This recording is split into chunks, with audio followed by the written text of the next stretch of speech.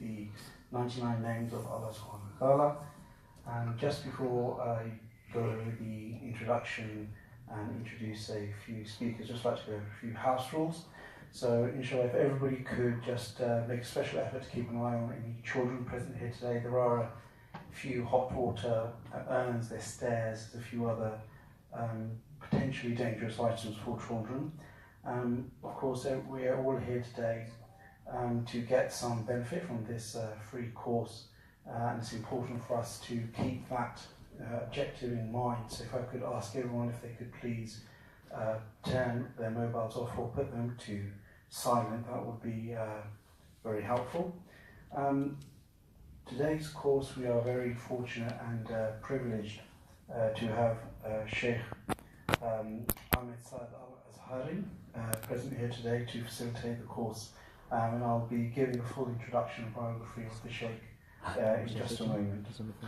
In terms of the agenda, so we've made a start today at about 3:20, so inshallah we will continue until approximately 3:45, and we will have a short tea break. We'll have a second session at 4 o'clock until 4:45, when we will break for Asr prayer. After the Asr prayer, we will reconvene at 5 o'clock until 5:45 for our third session, then break for Maghrib, and reconvene at 6 for the final session, which should last until 6:30. We'll conclude the event with some recitation of Surah Yasin and a dua led by the Shaykh. We will then have food will be served in the downstairs hall for the brothers and upstairs for the sisters, and inshallah 8 o'clock will be the Isha prayer. So I would first like to ask Muhammad Zarib to make his way forward, and inshallah we will have a recitation of Quran.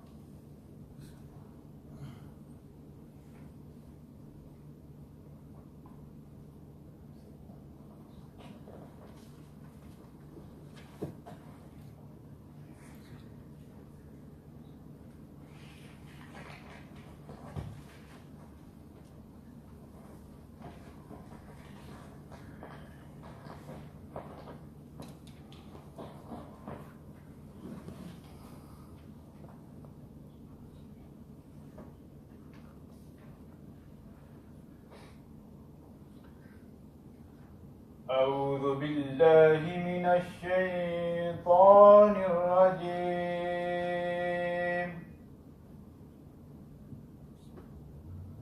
بسم الله الرحمن الرحيم.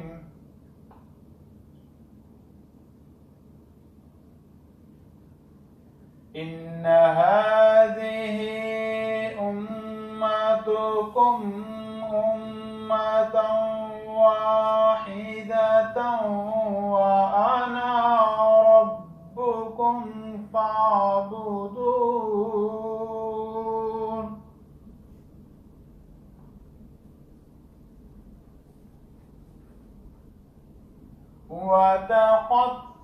وتقطعوا أمرهم بينهم كل إلينا راجعون.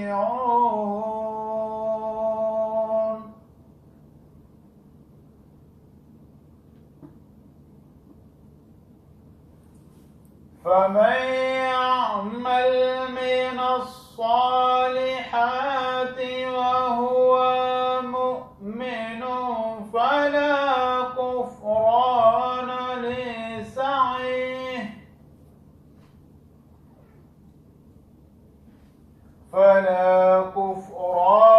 لسعيه وإنا له كاتبون.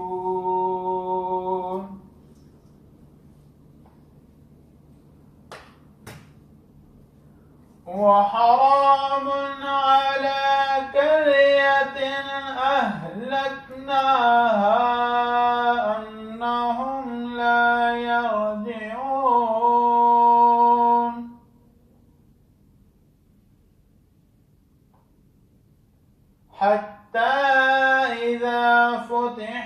يأجوج ومأجوج وهم من كل حدب ينسلون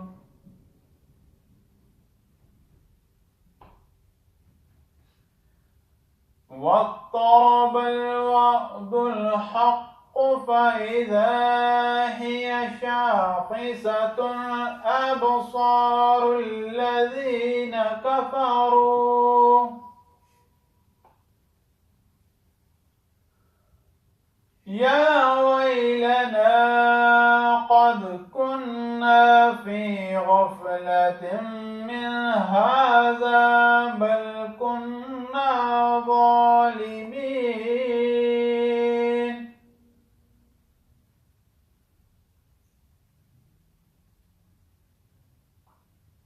إنكم وما تعبدون من دون الله حصب جهنم أنتم لها واردون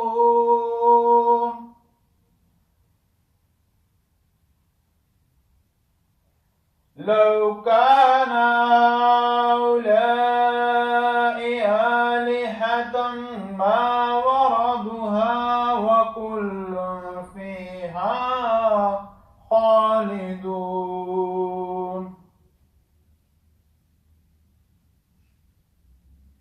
لهم فيها زفير وهم فيها لا يسمعون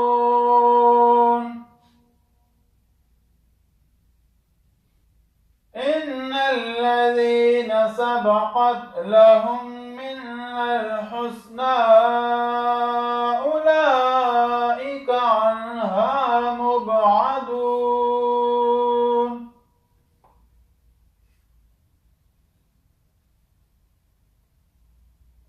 لا يسمعون حسيسها وهم فيما اشتهت أنفسهم خالدون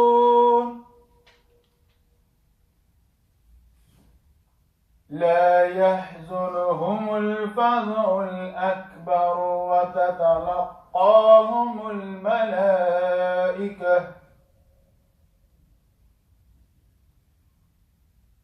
هذا يومكم الذي كنتم توعدون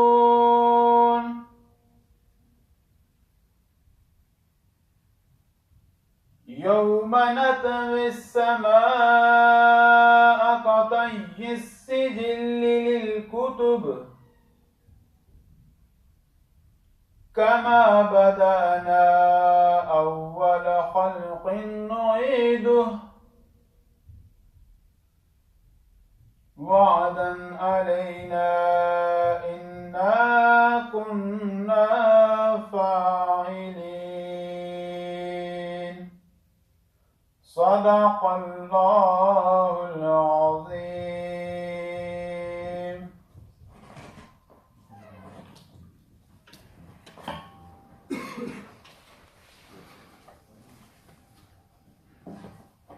So we have, mashallah, beautiful recitation from Brother Azhari.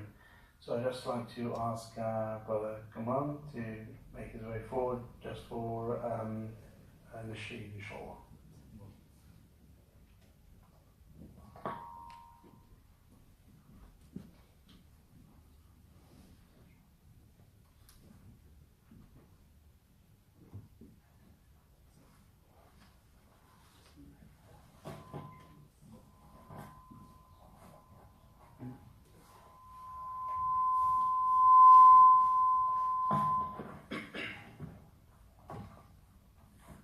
Bismillahirrahmanirrahim. Before I start, I'd like to say, I'd like to apologize because my voice is gone. I've been practicing this in the sheet for the whole week. I was told last week to recite something. But I woke up this morning and my voice was gone. But I'm still going to read it anyway, inshallah, and try to join in if you can.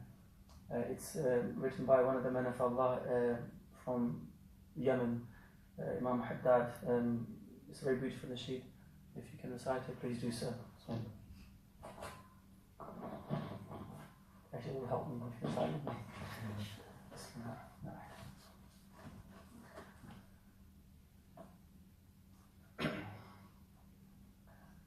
قد كفاني علم ربي من سؤالي واختياري قد كفاني علم ربي من سؤالي واختياري فدعائي وابتهالي شاهد لي بافتقاري قد كفاني علم ربي من سؤالي واختياري فدعائي وابتهالي شاهد لي بافتقاري فلهذا سري أدعو في يساري وعساري أنا عبد سار فقري ضمن فقري واضطراري قد كفاني علم ربي من سؤالي واختياري فدعائي وابتهالي شاهد لي بافتقاري يا إلهي ومليكي أنت تعلم كيف حالي وبما قد حل قلبي من هموم واشتغال فتداركني بلطف منك يا مولى الموالي يا كريم الوجه غثني قبل أن يفنى اصطباري قد كفاني علم ربي من سؤالي واختياري يا سريع الغوث غوثا منك يدركني سريعا يازم العسر وياتي بالذي أرجو جميعا يا قريبا يا مجيبا يا عليما يا سميعا قد تحققت بعجزي وخضوعي وانكساري قد كفاني علم ربي من سؤالي واختياري لم أزل بالباب واقف فارحمن ربي وقوفي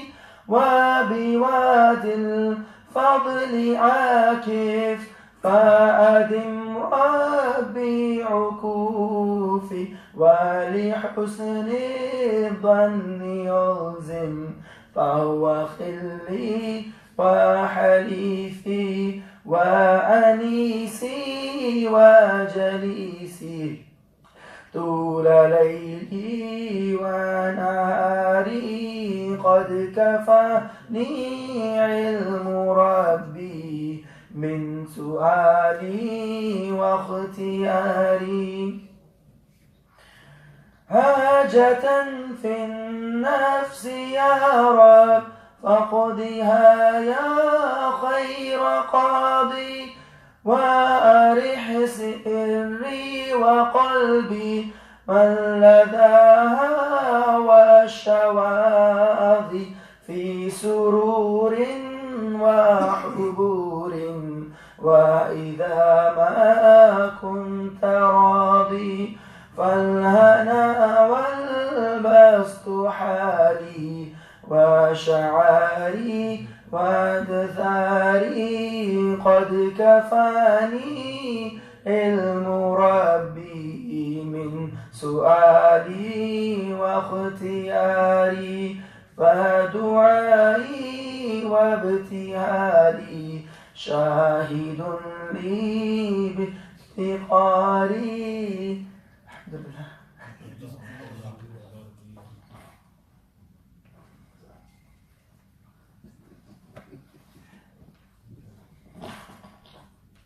Saad Al Azhari, brother Kamran, even with limited voice capability, I'm sure better than most of us could have managed, if also without the requested audience participation. So Shaykh Al Azhari, Kamran.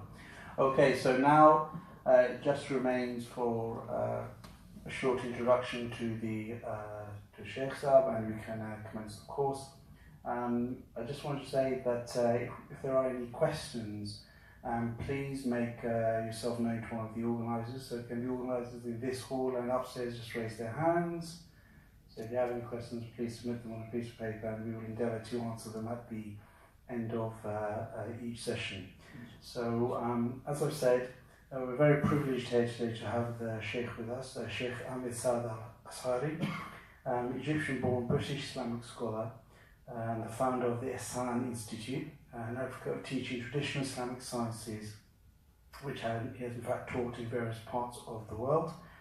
Sheikh's father was a scholar himself who graduated from Al Azhar University in Egypt, the Faculty of Arabic Language, and the family are descendants from Prophet Sallallahu Alaihi Wasallam. So indeed we are very privileged to have the Shaykh here today. In terms of Sheikh's activities today, as I said, Shaykh is the founder and director of the Isaale Institute, and also was appointed as senior imam at the Palmer's Green Mosque in London in 2012, and there he's taught traditional Islamic sciences and served as the principal khatib of the Friday Sermon.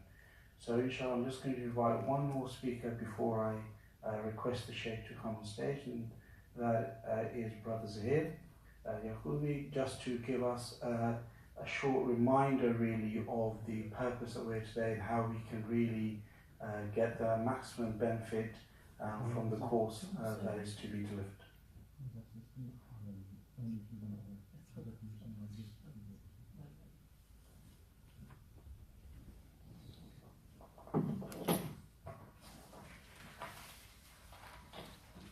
بسم الله الرحمن الرحيم الحمد لله رب العالمين وأفضل الصلاة وأتم التسليم على سيدنا محمد وعلى آله وصحبه أجمعين. I'll just reinforce that I was only meant to speak if the Honourable Shaykh was not here. However, I'll just mention just a few words. The Shaykh probably doesn't know, but he attended, alhamdulillah, my home twice over the course of a few years. First, when our own teacher, Shaykh Muhammad al-Yaqubi, was here in the town, the Shaykh came and visited the Shaykh. It was an honor for him to be here. And again, a few years later, he also came. So it's an honor that we are blessed with his presence today. He's from the Sadat, from the family of the Messenger of Allah, sallallahu alaihi wasallam. I often thought to myself, this gathering has been going on for a few years now. Why this specific topic? The sister, Allah bless her, who has held this gathering in honor of her husband, Allah have mercy upon him. But why this specific topic? It dawned upon me, but there's so much wisdom in this topic, knowing your Lord, knowing Allah subhanahu wa ta'ala. This is one of the greatest sciences, one of the greatest ulum, to know Allah subhanahu wa ta'ala. Because Allah subhanahu wa ta'ala says in the Quran, وَمَا خَلَقْتُ الْجِنَّ وَالْإِنسَ إِلَّا لِيَعْبُدُونَ. Now, we learn from the teachers who say that Sayyidina Ibn Abbas radiallahu ta'ala and upon doing the tafsir of this specific verse, he says the meaning is to know Allah. Allah did not create man or jinn except to know Allah, and He gave us the prescription to worship Him through worshipping Him. And also Allah subhanahu wa ta'ala also says in the Quran, وَلِلَّهِ الْأَسْمَاءُ الْحُسْنَى فَادْعُوا بِهَا, that to Allah belongs the most beautiful names. So call upon Him by these names. And if we don't know these names, then how do we call upon Him? The last thing I'll mention is that the report in the hadith which the Messenger of Allah sallallahu alaihi wasallam says that Allah has 100 names except for minus one, 99 names. The illusion isn't that Allah has 99 names only, because His names are unlimited. But the one who memorizes them, the one who memorizes and knows these names, will be admitted into paradise. So really it's an honor to be able to have an accomplished Shaykh to teach us these names, to know the names and know the attributes of Allah subhanahu wa ta'ala, but not only to memorize them, but to live by them. Right? So it really, I just wanted to just mention these few words, that we're truly blessed. You know, it doesn't matter if there's a dozen people, 2 dozen, 2,000. Really the idea is just sit here in the blessed presence of the Shaykh and to learn and to be able to understand, and inshallah try to take something away with us, inshallah. Sallallahu ala Sayyidina Muhammad wa ala alihi wa sahbihi ajma'in.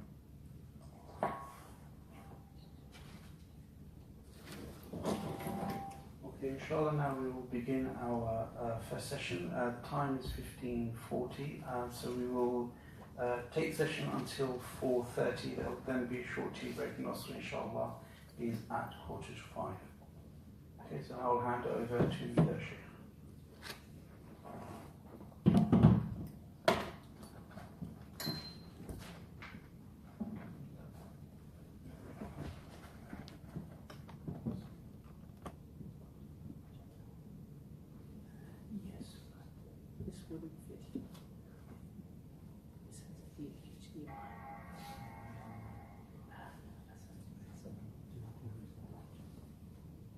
I'm not sure if the presentation is there.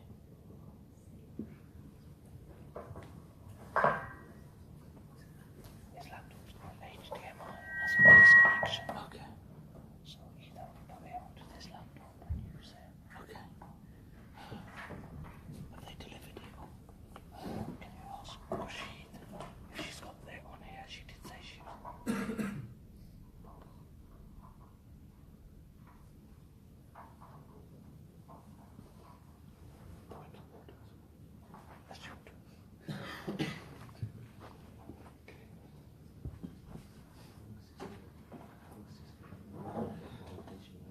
Okay.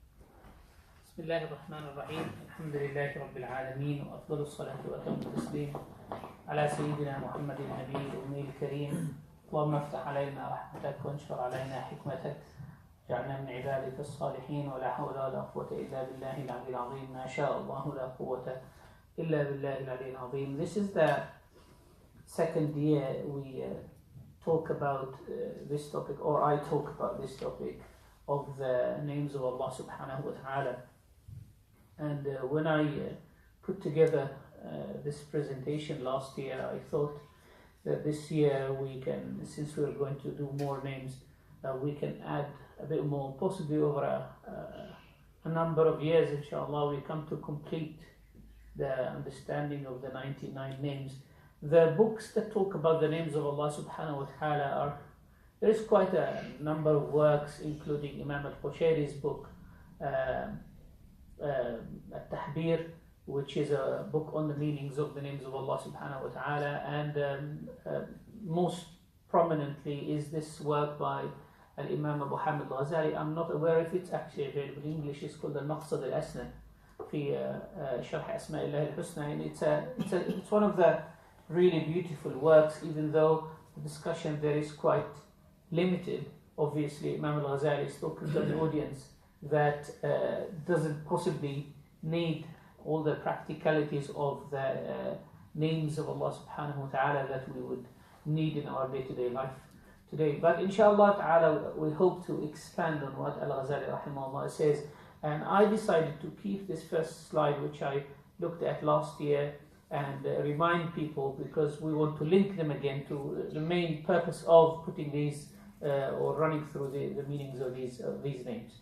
So this is kind of an introductory slide. Why do we study the names of Allah subhanahu wa ta'ala? When we talk about Allah subhanahu wa ta'ala, we come across different texts in Islamic tradition that say that no one can encompass Allah subhanahu wa ta'ala. Our understanding of something is subsequent to our experiential dealing with it. You won't imagine something that you don't experience. You won't imagine something that you can't have a direct experience with. So imagination, building a mental image of something, is subsequent to what we call sensual knowledge. We normally smell things or taste things or touch things or deal with things through our five senses, and then next to that is we start building an intellectual image of that. Therefore, anything that is beyond this world, in academia sometimes they call it metaphysics, anything that's metaphysical, anything that's beyond this sensual world that we experience, it is always, our imagination about it will always be flawed, will always be incomplete, because we never had an experience with it. So even though we talk, for example, just to take a simple example, we talk, for example, about man's movement on the moon. Our understanding of that will always be incomplete. We can imagine it, we can imagine imagination of person flowing or swimming in air and moving doesn't actually occur to us in the same way as the way we imagine, for example, walking and brisking and jumping and all of these things, because we never had an experience of that. Therefore, understanding or comprehending Allah subhanahu wa ta'ala will always be limited, because it is application of the limited to the absolute. As I was saying the other day to one of my students, that our understanding of beginning and end of things is always judged by time. We created within time. We have a start, we have an end, we have a birth date, and we have a death date. We have a limited life.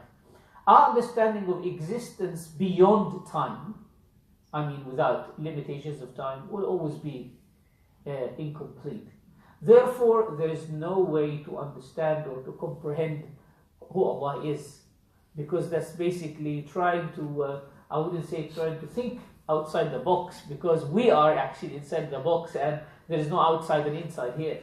But what we can say is, we can, in order to link and feel proximity to Allah subhanahu wa ta'ala, something which human beings are always commanded to do, to be proximate, to be close to Allah subhanahu wa ta'ala, to be near to Allah subhanahu wa ta'ala. Nearness here can never be nearness of place, because He is beyond place subhanahu wa ta'ala. But what can we do is to have that proximity of attributes, have that proximity of qualities, have that proximity of being similar to the attributes of Allah subhanahu wa ta'ala. In morality, in ethics, and there is not, again, there is not much discussion within Muslim circles about ethics, but in ethics they say, in order to learn morality, I was talking to the brothers on the way here, you have to start with something called politeness.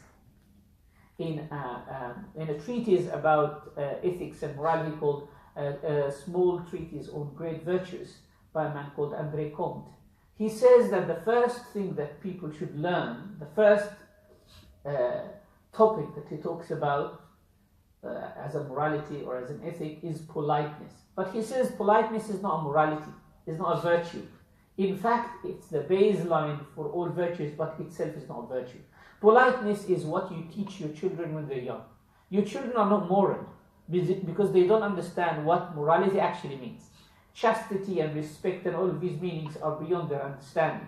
But what they do is they stick to what they don't understand until it becomes a second nature to them later on.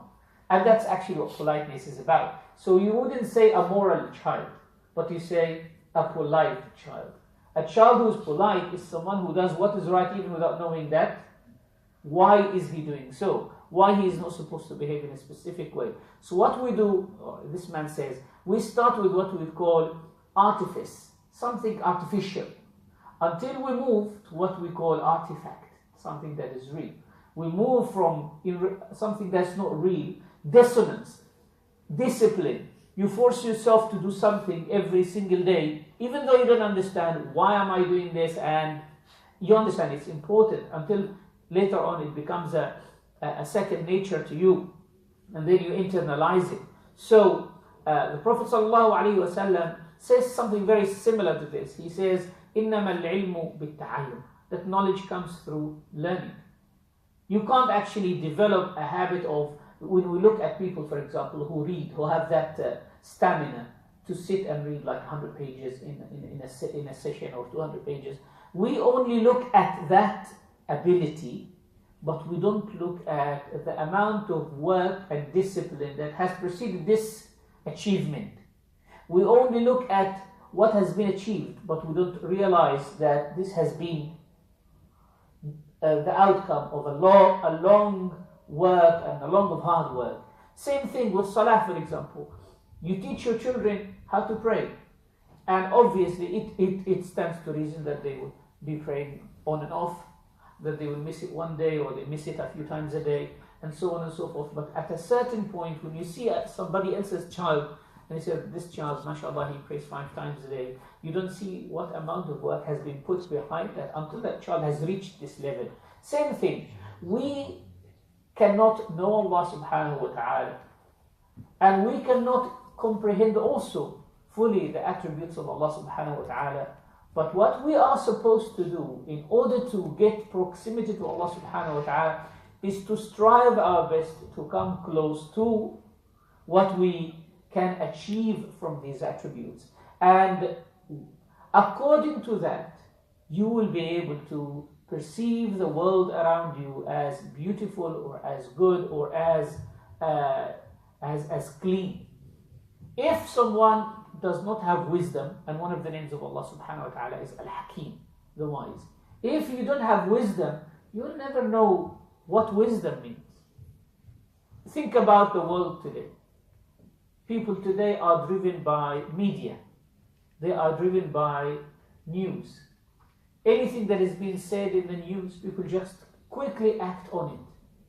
And yet we know deep inside that there is a lot of lies in that there is a lot of falsification, that we are being kind of brainwashed in a way to act in a specific way. We all know that media mostly lies until proven otherwise. Trap of media, and we never hold on a second and think, what is the wise response to this? What is the wise course of action here? Because basically the manner of wisdom itself does not exist and internalized. It's not internalized inside us. So if we really want to be close to Allah subhanahu wa ta'ala and increase our sense of beauty, then we need to study the names of Allah subhanahu wa ta'ala and start delving into their actual meanings. We're developing ourselves, and then we'll be able to see the world around us. Linking our hearts to Allah subhanahu wa ta'ala, as I said, also overcoming our weaknesses as individuals. Who of us doesn't face difficult times in our life? We do. Who of us doesn't face challenging problems in our lives? Only by understanding attributes of Allah subhanahu wa ta'ala and how they manifest in our life and how they are related to our life, then we'll be able to kind of calm ourselves down. If we see, or if we read a story of a righteous man, for example, and we see how this righteous person has gone through problems in life, that gives us a lot of appeasement.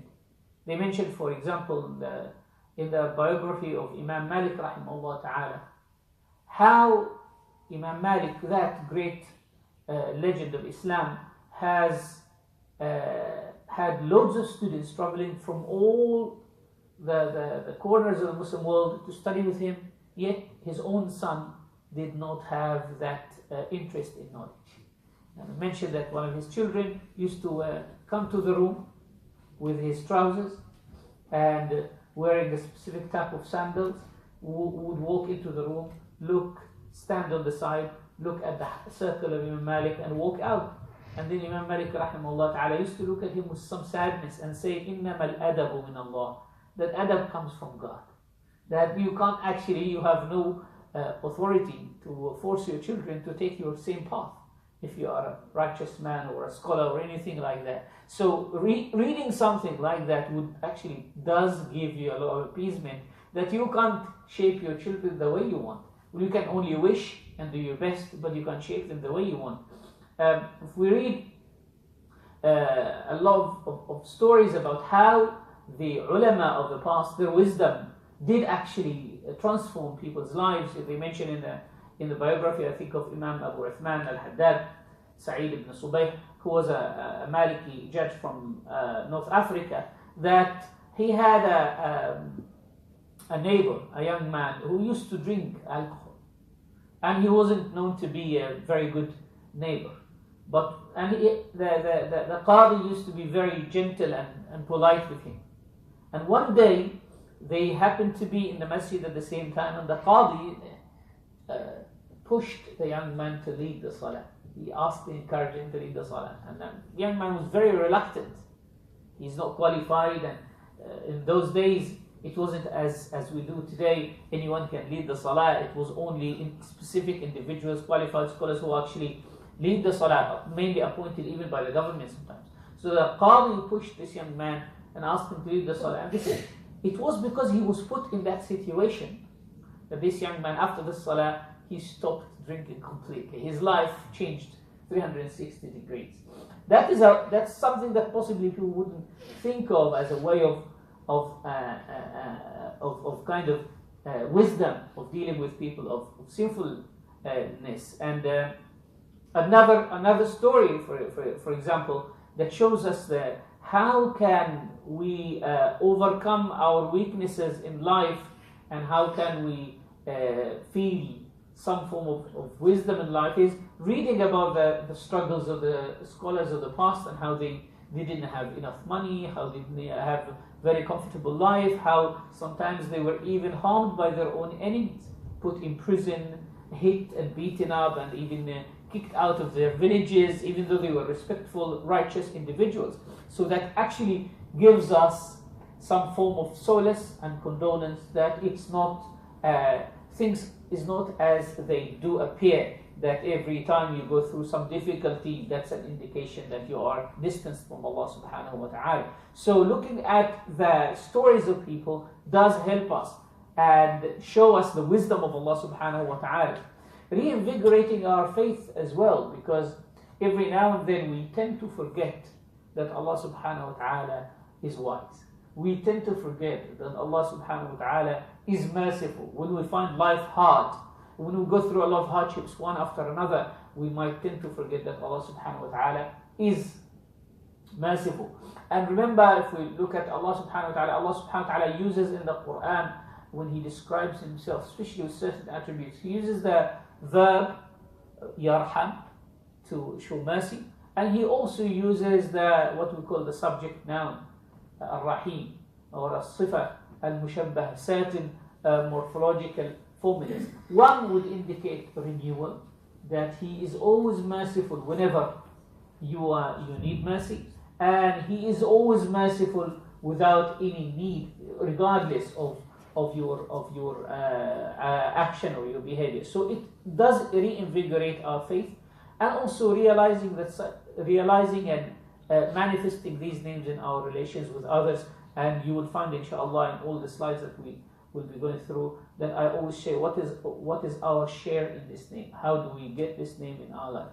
Today, inshallah, if time allows, we will be covering the name Al-Ghafur, the name Al-Rahman and Al-Rahim, and the name Al-Bari, the name Al-Musawwir, the name Al-Latif, Al-Kabir, Al-Kareem, Al-Mujib, Al-Alim, Al-Wali, Al-Thawab, Al-Samad, Al-Wadud, and Al-Warith.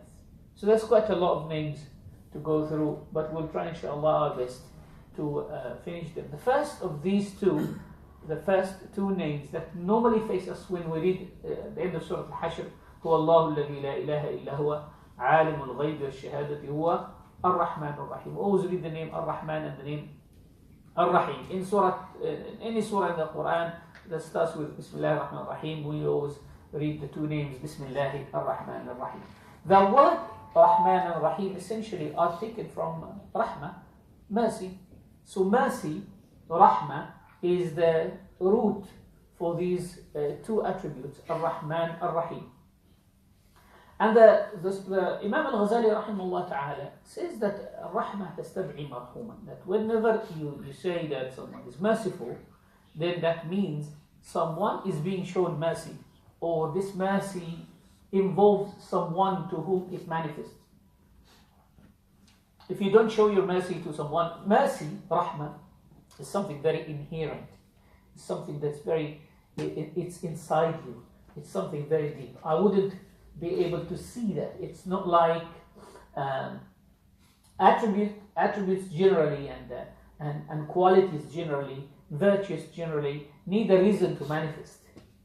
They are something like seeds inside you. They're hidden. So Ar-Rahman Ar-Rahim requires someone that is to whom this mercy is shown. And anyone to whom mercy is shown will be in need of that mercy. So they say Ar-Rahma tastadi'i marhuman, and that anyone who needs to be shown mercy is in need. He is either in need of money, so giving him money is a form of mercy, shown mercy to that individual. So he is in need. His need has triggered you to manifest that. Now, when we say that so and so is merciful towards someone who needs that mercy to be shown to him, that mercy wouldn't be called mercy unless it combines willingness, qasd, willingness, that when you do an act of mercy towards someone, you have an intention to manifest it. If you have no intention of manifesting that, let's say for example, you pass by a person who is in need of some financial help, and while you're taking your handkerchief out of your pocket, £10 have fallen. How you have dropped £10. That person picked them up. And that was exactly how much he needs to buy food for himself. You can't say that I have shown mercy to this person or I've done him a favor, because that hasn't been done with intention. So there has to be willingness. In order to say that so and so is Rahim, that individual has to have an aim, qasd, intention. It has to be intentional and it has to be willing. You might see someone who needs your mercy and you don't show them any mercy. You just walk away. Or sometimes that person who needs your mercy, you decide for another purpose that you're not going to, you can show that mercy, but you're not going to show it. Either because you, for example, a person needs your money or a person needs your assistance, but you are in a rush, or you need to use your time doing something else. So the fact that you have this option and you will or you choose, you make a choice for one course of action over the other, sacrificing your time, sacrificing your money, sacrificing a lot of other things, sacrificing even your rest, and giving that individual priority, that would classify this action as mercy. Right? So if you're forced to do something, then you can't say I'm merciful. If someone is paid to do something, for example, a person is paid to save people from drowning, he can't say I'm merciful, I'm doing that out of mercy. Well, he's paid to do so. Someone is supposed to a person who works in fire service, for example, or someone works in an ambulance and he rushes to the help of people. He is paid for that. That is his job. So you can't say that, or for example, you work to save people's lives in a hospital. All of that, it's good in itself, but that you can't call that individual merciful. Why? He is actually paid to do this job. So mercy requires willingness, that you have the ability to say yes or no, to go ahead with it or not. There is no compensation for that. And also there is intention, if you do it without intention. And finally, that there is ability. You might have the very willingness to do something to someone, to help them, but you have no means. The heart is willing, but the hand is short. You might have that willing heart, but your hand is very short of delivering what you want to deliver to an individual. Someone is in need of your financial help, and there is nothing that you can give them. There is nothing that you can give them. So if an individual is unable, or let's say you as an individual have what can help, but what you have is needed for something else, or is not enough. It's not enough. Someone needs a huge amount of money, and then you just send them away. So we can say that for a mercy, or a person to be called merciful, really merciful, these three qualities have to be in existence, have to become together: willingness and intention and ability. One is a choice between yes or no, and two, qasd, that yes, I'm taking that step. I know, I'm fully aware that I want to do this. And finally, being able to answer the need regardless of how big it could be. If any individual misses any of these three, then he can't be called merciful. He can't be called fully merciful. But because of these three together, we can say that mercy has two types. Imam Al Ghazali talks of two types of mercy. One is called Ar-Rahmah At-Tamma, complete mercy. And that belongs to Allah subhanahu wa ta'ala. Each and every one of us has got some form of mercy, but it's incomplete. Because yes, you might be willing to help people, you might be intending to help people, but the unfortunate thing is you might not have the ability all the time to give them the help that they need. So your mercy is there, but it is incomplete. Allah subhanahu wa ta'ala's mercy is complete. Complete mercy is to be gracious towards needy people and to want what is good for them without any expectation. Without any expectation. Without any expectation of praise, without any expectation of gratitude, without any expectation of recognition. That you do what is good, you deliver what is good, you help the people, and you don't even expect to see thankfulness in their eyes. Even if the person takes it and walks away without even mentioning your name, that's what we call complete mercy. And that belongs only to Allah subhanahu wa ta'ala. And also, He's able to fulfill the needs regardless of what that need could be. And the second type of mercy Al-Ghazali talks about is what we call an encompassing mercy.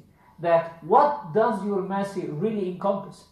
Your mercy can encompass your family, can cover your family, can cover your friends at certain times. Sometimes it's even impaired or limited by our contentment and pleasure with an individual. For example, you are merciful towards someone whom you are happy with. But when you are unhappy with that person later on, you would not show them mercy. You're angry with someone, you wouldn't be merciful towards someone who killed your father, or towards someone who has committed a lot put a lot of pressure on you, or a lot of harm towards you. But all-encompassing mercy is the mercy that covers those who deserve and those who do not deserve. Your mercy, even if it is so magnificent that it even covers those who don't deserve it, will not be a mercy that helps the individual in Akhirah, isn't it? It will not help people in Akhirah. You might be merciful to people in dunya, but you won't be able to on the day of judgment. The only one who's got something higher than that human mercy and has that unique mercy in Akhirah is the Prophet ﷺ, whose mercy is extending to his ummah and all of those who have said, who have acknowledged him as a prophet, will be taken out of hellfire on the day of Qiyamah. So, an encompassing mercy all-encompassing mercy, covers dunya and akhirah, covers all people, those who deserve, and covers their all needs. Complete mercy is mercy that can fulfill the need regardless. And to say that anyone can have these two types in that absolute sense would be wrong. Only Allah subhanahu wa ta'ala, and that's why we say Allah subhanahu wa ta'ala is Ar-Rahman and Ar-Rahim, and therefore no one other than Him subhanahu wa ta'ala deserves that.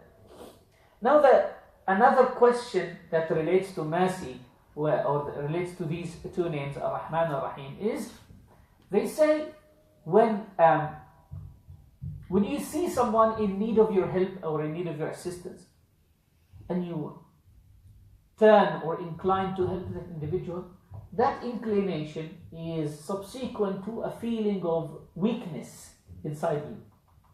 You feel that it has hit something in your heart, has pressed a specific point in your heart that has made you. Sometimes, for example, if you see a homeless individual, you remember that either you were one day without a house, or the possibility of you being without a house one day. So you don't want that person to continue suffering from what he's suffering from. Therefore, you give them. When you see a child, an orphan child, for example, you think of your own self, or you think of your own children. You think of the fact that possibly you lost your parents. Therefore, you're an orphan. You don't want that person to go through the same trouble. So, in fact, that mercy, that human mercy that we show, is a mercy of let's say, insufficiency, of incompleteness. It's kind of a very human mercy, because in fact, what we're doing, part of it is coming back to us. We are doing some form of charity or showing mercy to others in a way of condoling ourselves. When I don't want the person to be without a house, I'm basically doing that to myself. It's basically healing and curing myself via not seeing that in the world. When you see, for example, some form of injustice and you stop an individual from bullying another, you're doing that back, you're getting something of that, you're getting share of that you don't want that to happen to you. You don't want that to happen to your children. So that form in a sense is some form of incompleteness. It's some form of limitation, because as a human being, when you show mercy, it is give, yes, but it's take as well. You give, but at the same time, you take. Part of it actually comes back to you. While when we talk about Allah subhanahu wa ta'ala, and remember at the same time, so basically when you give, as I said, you take. What do you take? The least you take is to stop the pain that you will go through if you don't do that act of mercy. You will feel some pain inside you. How come that I saw someone in need of my help? That feeling of pain is when you give, sometimes it's like you're appeasing yourself, and that you take that down so that you will feel calm and you will feel that this pain should stop. When we talk about the mercy of Allah subhanahu wa ta'ala, none of that exists. It is not subsequent to inclination to help someone because of a loss or because of something. Allah subhanahu wa ta'ala does not have any ulterior motive in helping someone or showing mercy to someone. The only one who benefits from this mercy is the abd, is the servant of Allah subhanahu wa ta'ala, the person to whom the mercy is given.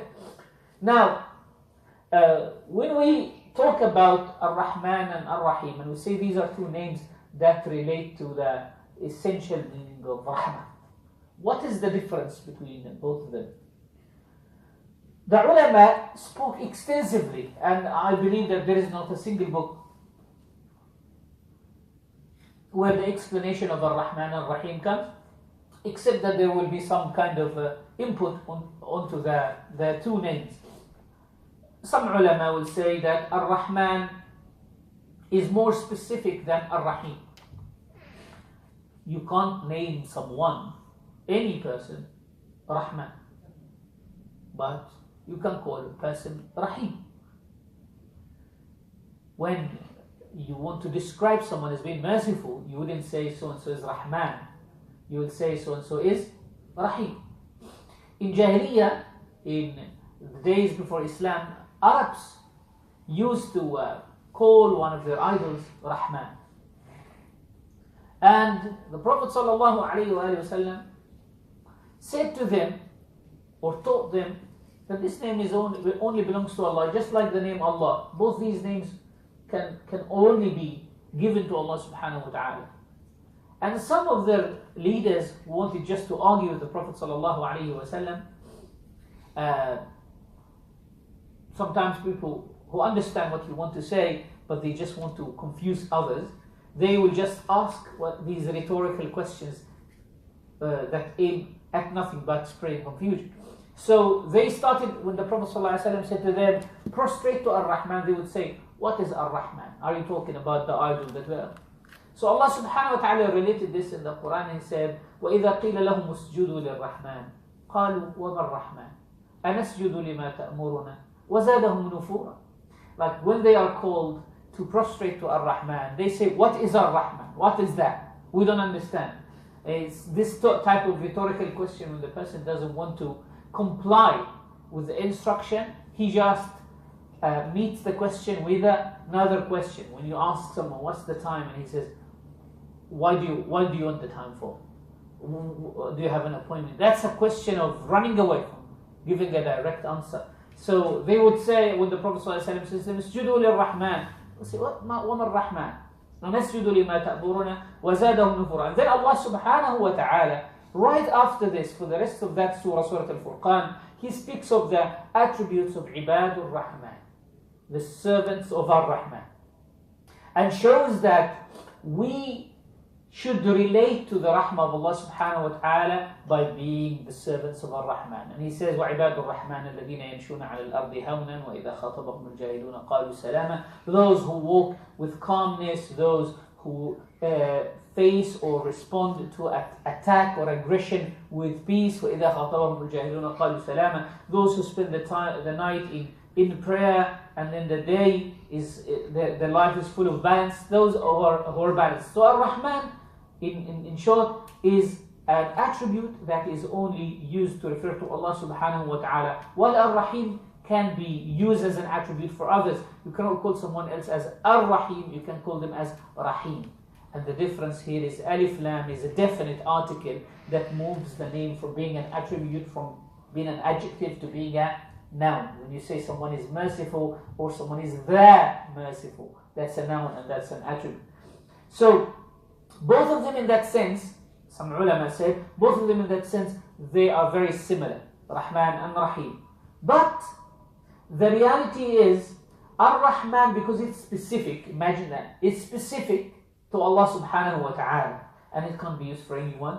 There must be something special about it to say that it's specific. Something that human beings cannot have. Therefore we say, well, you're not entitled to this name. Just the fact that you're a human being makes you not entitled to this name. So what is that thing, that specific thing about Ar-Rahman? What's that specific Rahman, mercy, that's embedded in the Ar-Rahman that makes human beings very far from achieving that? They said that Ar-Rahman is someone who is merciful in Akhirah, who is merciful in the hereafter. And since this is something that stays beyond the abilities of human beings, no one can actually call himself Ar-Rahman.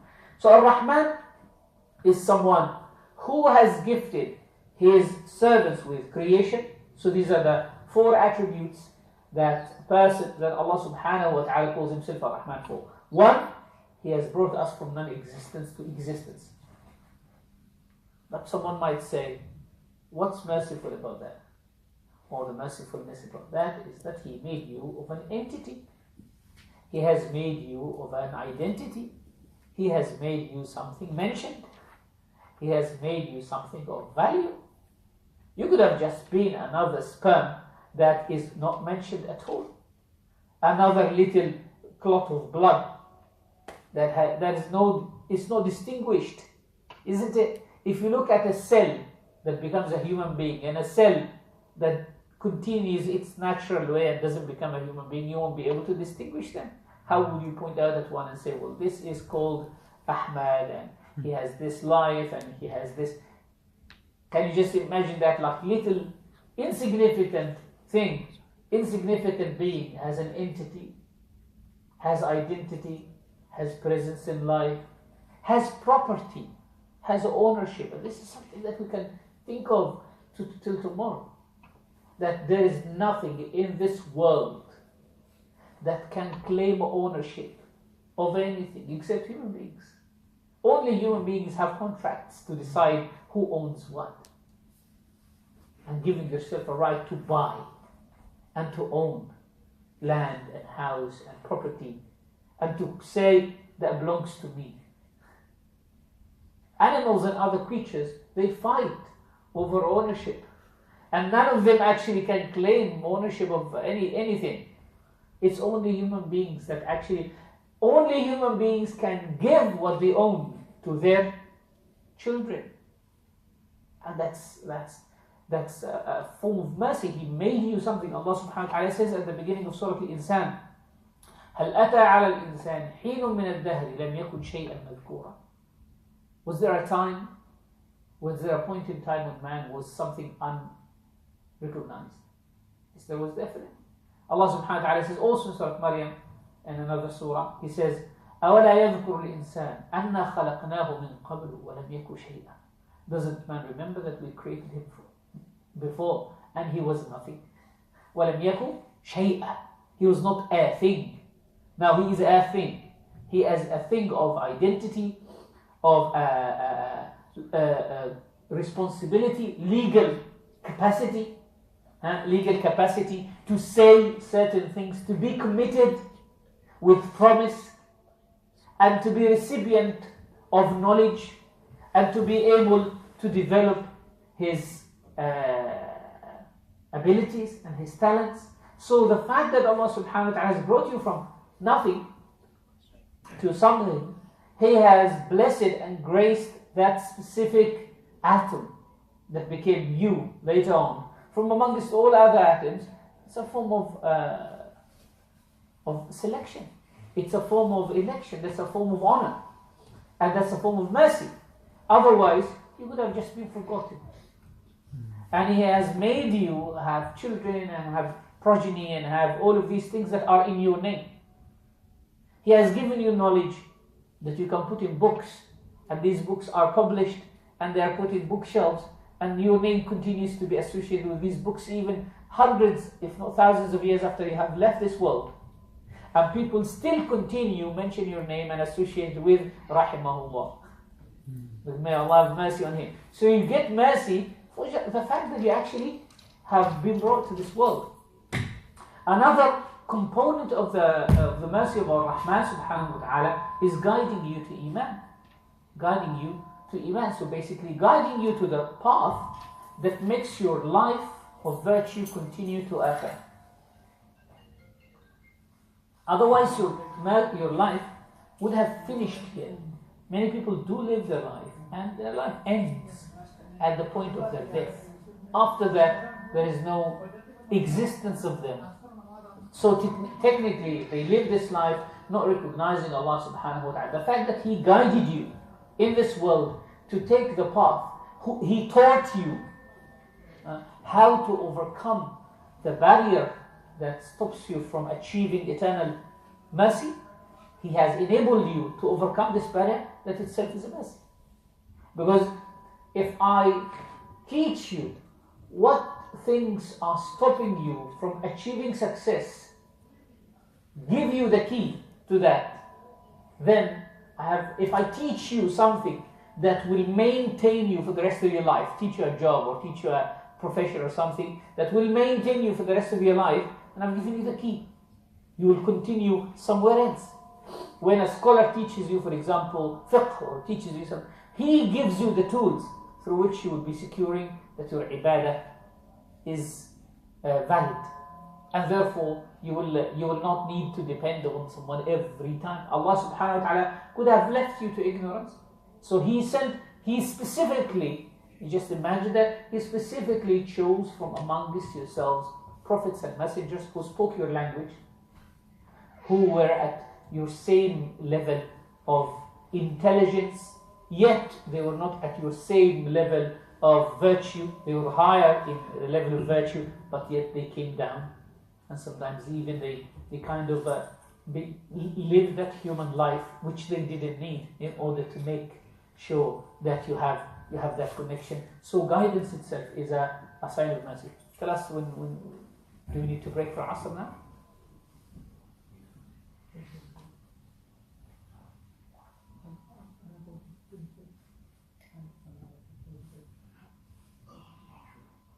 Just short break for the adhan. Okay. When is Asr? Quarter to 5 after Salah. Okay. So adhan in 30 seconds, inshallah.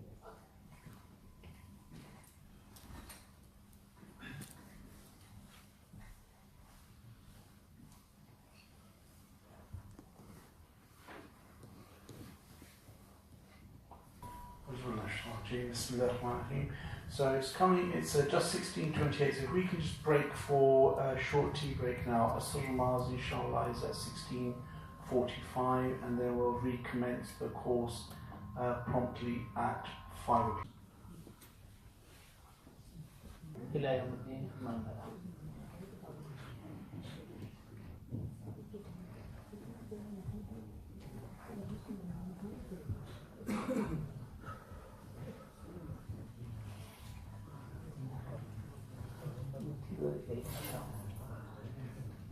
So we talked about what constitutes Rahman. We said that Rahman, its absolute sense, which is embedded in the name of Rahman and makes it very particular and specific to Allah subhanahu wa ta'ala, is that is Ar-Rahman is someone who brings people from non-existence to existence, and He is the one who guides to the means of eternal felicity, and also the one who blesses with eternal felicity and eternal happiness. A person can't be called Rahman, can be described with immense and absolute mercy, unless he is able to give people the not just the means to, but is able to deliver that. For example, you might be able to teach people the actions that will bring them closer to Allah subhanahu wa ta'ala, and will give that, they would or should give them access to Jannah in Akhirah. Even prophets can teach us that. Even prophets can guide us to that. But in the end, mercy lies in giving you that. So no one can allow you to have that access to paradise or that eternal life of bliss, felicity in Akhirah, except Allah subhanahu wa ta'ala. And that's why the Prophet sallallahu alayhi wa sallam said that none of us can enter Jannah with his deeds. And he said, even you, O Messenger of Allah, he said, even me, unless Allah encompasses me with his mercy.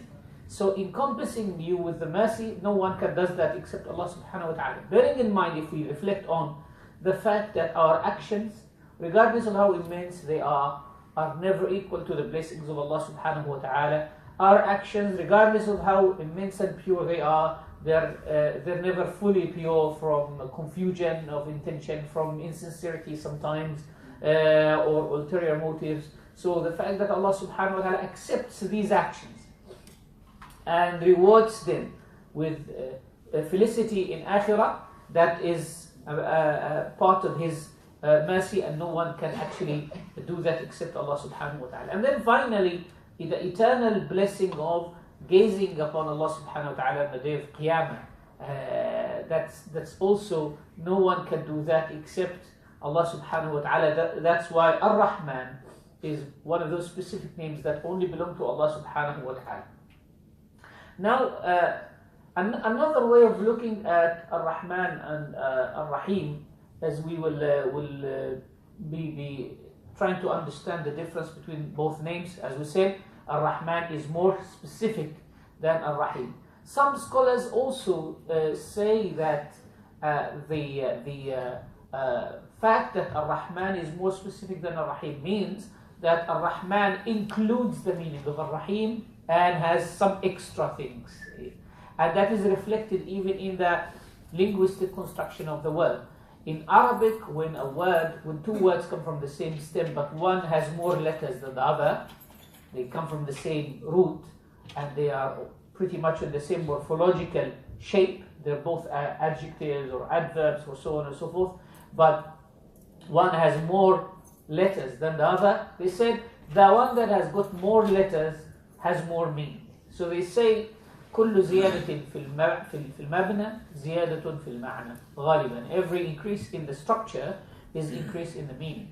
So for example, in the Quran, Allah subhanahu wa ta'ala says, we use the word in Arabic, the word حذر, which means cautious, and also there is also the word حاذر, which also means cautious. Both come from the root حذر, which means to become cautious or to have cautiousness. حذر is cautiousness. So Allah subhanahu wa ta'ala tells us in the Quran that Fir'aun and his people said, وَإِنَّا لَجَمِيعٌ حَاذِرُونَ.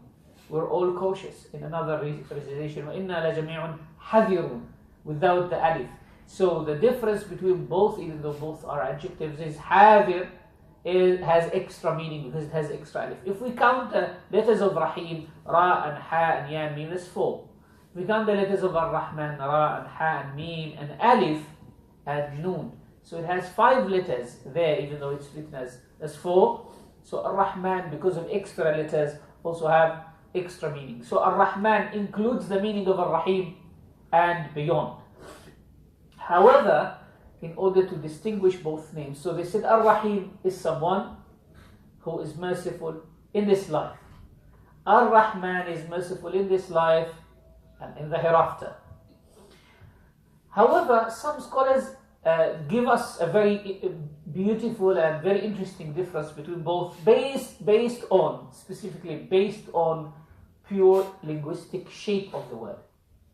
And this is I want you to think about this in kind of an in-depth way. In Arabic, when we have different formulas of expressing adjectives. So for example, or qualities. When I say, for example, someone is hungry, I say jaw'an. When someone is generous, I will say kareem.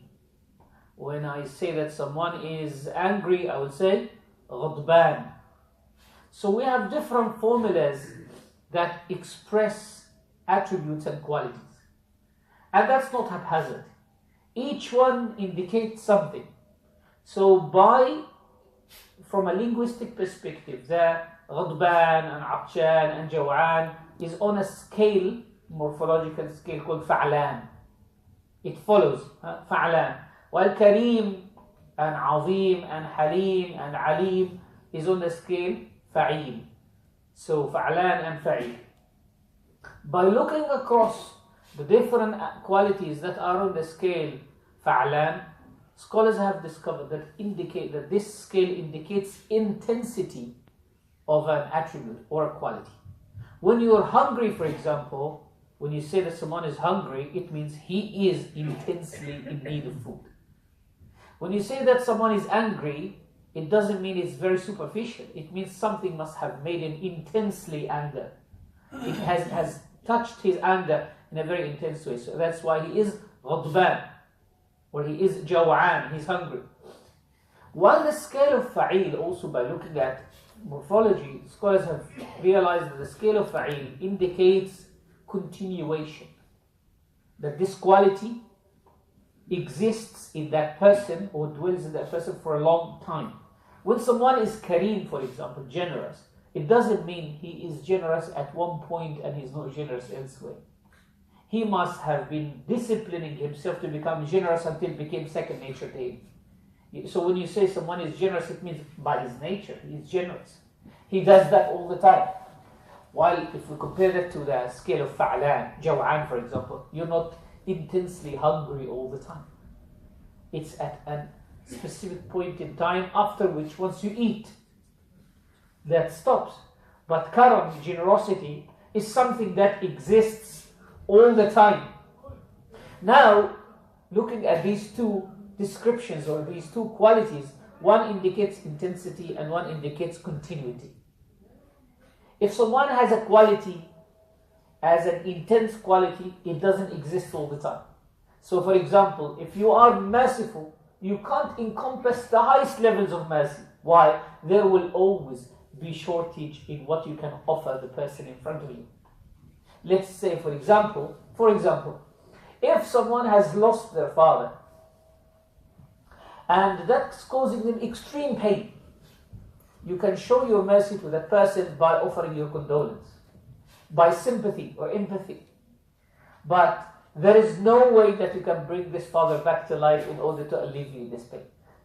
The only one who can do that is Allah subhanahu wa ta'ala, isn't it? So it indicates that intensity. So in terms of intensity, there is always shortage. In terms of continuity of a quality, let's say if you are merciful, you are not merciful all the time. Well, it might be a good quality in you that you're merciful to everyone, but not with your enemies. If the person who is involved, who is in pain, you might find it difficult in the side of your heart to feel sad for the person who's going through some difficulty because this person has done something bad. So in order to combine both Ar-Rahman and Ar-Rahim, both address two aspects of mercy from a linguistic perspective. One means the intensely merciful, and the other means the continually merciful. And none of us can combine these two, can be intensely merciful, have that highest level, unlimited mercy, and all the time. Except the one who can encompass that is Allah subhanahu wa ta'ala.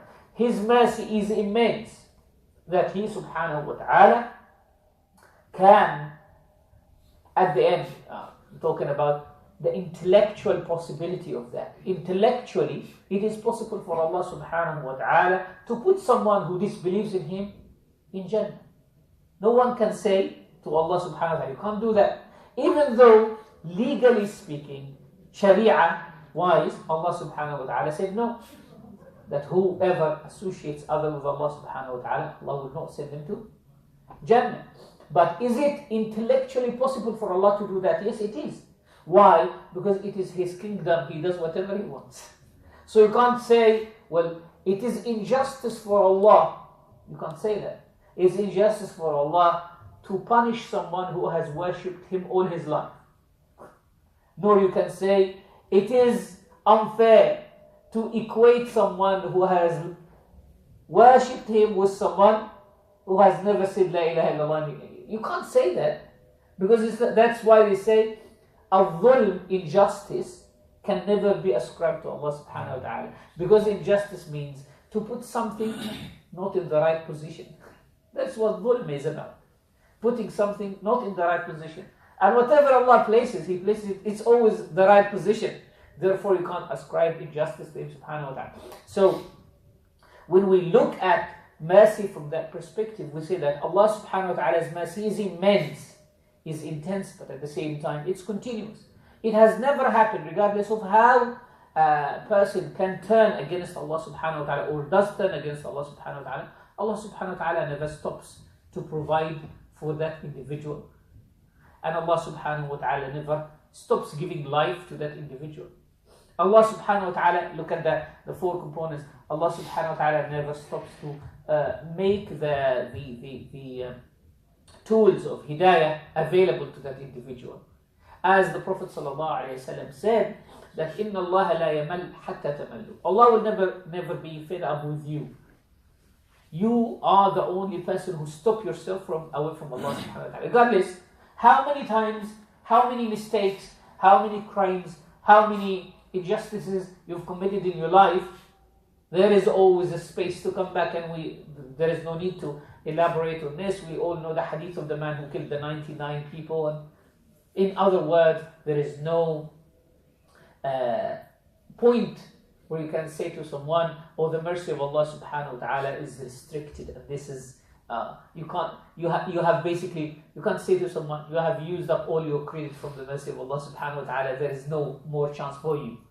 Ar-Rahman is someone who provides that continuously, regardless.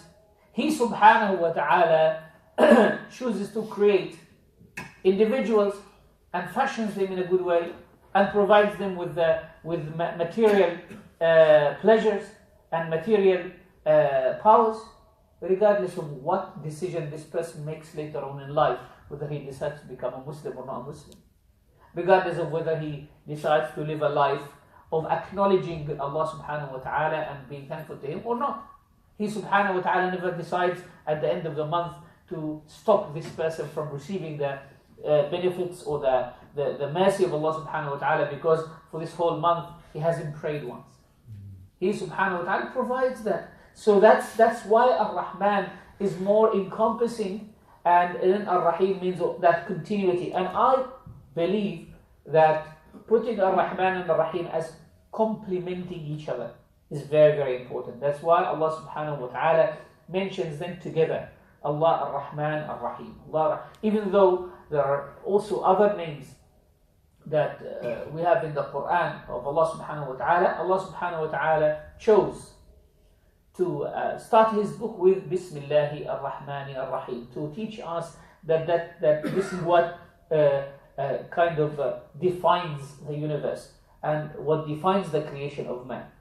So, what is the share of human beings then from these two names, Ar-Rahman and Ar-Rahim? And how can we can't call someone Ar-Rahman, but as human beings, when we remember the name Ar-Rahman, what does that have as an implication in our day-to-day life? And how is that different from Ar-Rahim? Well, we understand that we should be merciful to people. But what is the difference between being merciful to people through the lens of Ar-Rahman and through the lens of Ar-Rahim? The lens of Ar-Rahman teaches us to be merciful towards people from the spiritual side. Oh, is it? Yeah. Yeah. So when we say that we should, in our day-to-day life, attach ourselves or link ourselves or manifest the word Ar-Rahman in our life, that means showing mercy to those who are sinful through the Rahmaniyya of Allah subhanahu wa ta'ala. Showing mercy to those who are heedless, guiding them, helping them in a good way, in a good manner, in a gentle way. Looking at sinful people with the eye of mercy, not with the eye of despise. Not with the eye of despise. Looking at the sinful people that possibly they have a need to fall into this sin, or they have an excuse, or it's their weakness. And that understanding also that sins, when people commit them, finding an excuse for them. But also when we commit them, we don't take that as an excuse. We understand also that mercy is that ma'siyah or disobedience is part of the bigger plan of Allah subhanahu wa ta'ala. Even when that happens, Ibn Ata'illah Secondary rahimahullah ta'ala says so beautifully, he says, an indication that you trust your deeds is feeling hopeless when you fall into the traps of sin. An indication that you trust your deeds is falling into hopelessness when you fall into the traps of sin. We should travel to Allah subhanahu wa ta'ala not with our deeds, but with His help subhanahu wa ta'ala. Deeds, whether good or bad, sinful deeds or good deeds, they are vehicles that we ride in our travel to Allah subhanahu wa ta'ala. When our vehicle breaks down, yes, it is our responsibility to make sure that we fix this vehicle to continue our travel. But we should also understand or realize that the breaking down was meant to happen, and it's in the larger scheme of things, And it could be a blessing in disguise. It could have saved us an accident that could have happened on the motorway, or loads of other things. Beautifully, Shaykh Abdul Karim al-Jili, this is kind of a bit of an advanced talk. Shaykh Abdul Karim al-Jili talks about the possibility of righteous people or awliya falling into sin. And he says, well, anyone would fall into mistakes, regardless of their status. But there is a difference between someone falling into sin intentionally and someone falling into sin because of human weakness. Someone acknowledging that this is not a good thing. Someone falling into makruh, dislike, and someone falling into haram, prohibited, and someone falling into a grave sin. These are different degrees. When someone makes a little mistake, it's different from someone making a big mistake. Even a little mistake for someone who is supposed to be more disciplined is considered as if it is big. Like your expectations, the level of your expectations gets higher when you see the amount of discipline, the amount of training this person has made. You wouldn't expect a mistake of a specific level, even if it's very superficial, to happen from someone who's really professional, but you would accept that from a beginner. So he says, rahimahullah ta'ala, the difference, he says that some awliya, Allah subhanahu wa ta'ala tells them of the mistakes that they will commit. But when at the point of doing that mistake, Allah takes that knowledge away from them so that they fall into it. Because if they had that knowledge, along with committing it, they will not do it. If you know that you are going to fall, if you take that step, you will not take the step. So Allah takes that, He covers his eye so that he fall into that. And He uses the hadith of the Prophet ﷺ when they say that Musa alayhi salam said to Adam, how come that you have eaten from the forbidden tree? He said, do you blame me for something that Allah has predestined for me? So Adam alayhi salam was aware that this was predestined for him, but yet he has made that, Allah subhanahu wa ta'ala took that knowledge away from him. So Sayyid Abdul Karim al-Jili says, the difference between a wali, a righteous man, and a fasiq, pervert or an evil person is, the fasiq does that intentionally and he is not aware. While the wali might be aware that Allah subhanahu wa ta'ala. And then he says, we need to understand that there is something called sharia and there is something called haqiqah.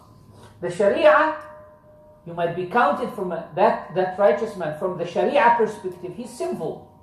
But from the haqiqah perspective, he's obedient. Because he has obeyed the larger scheme of things which Allah subhanahu wa ta'ala has commanded.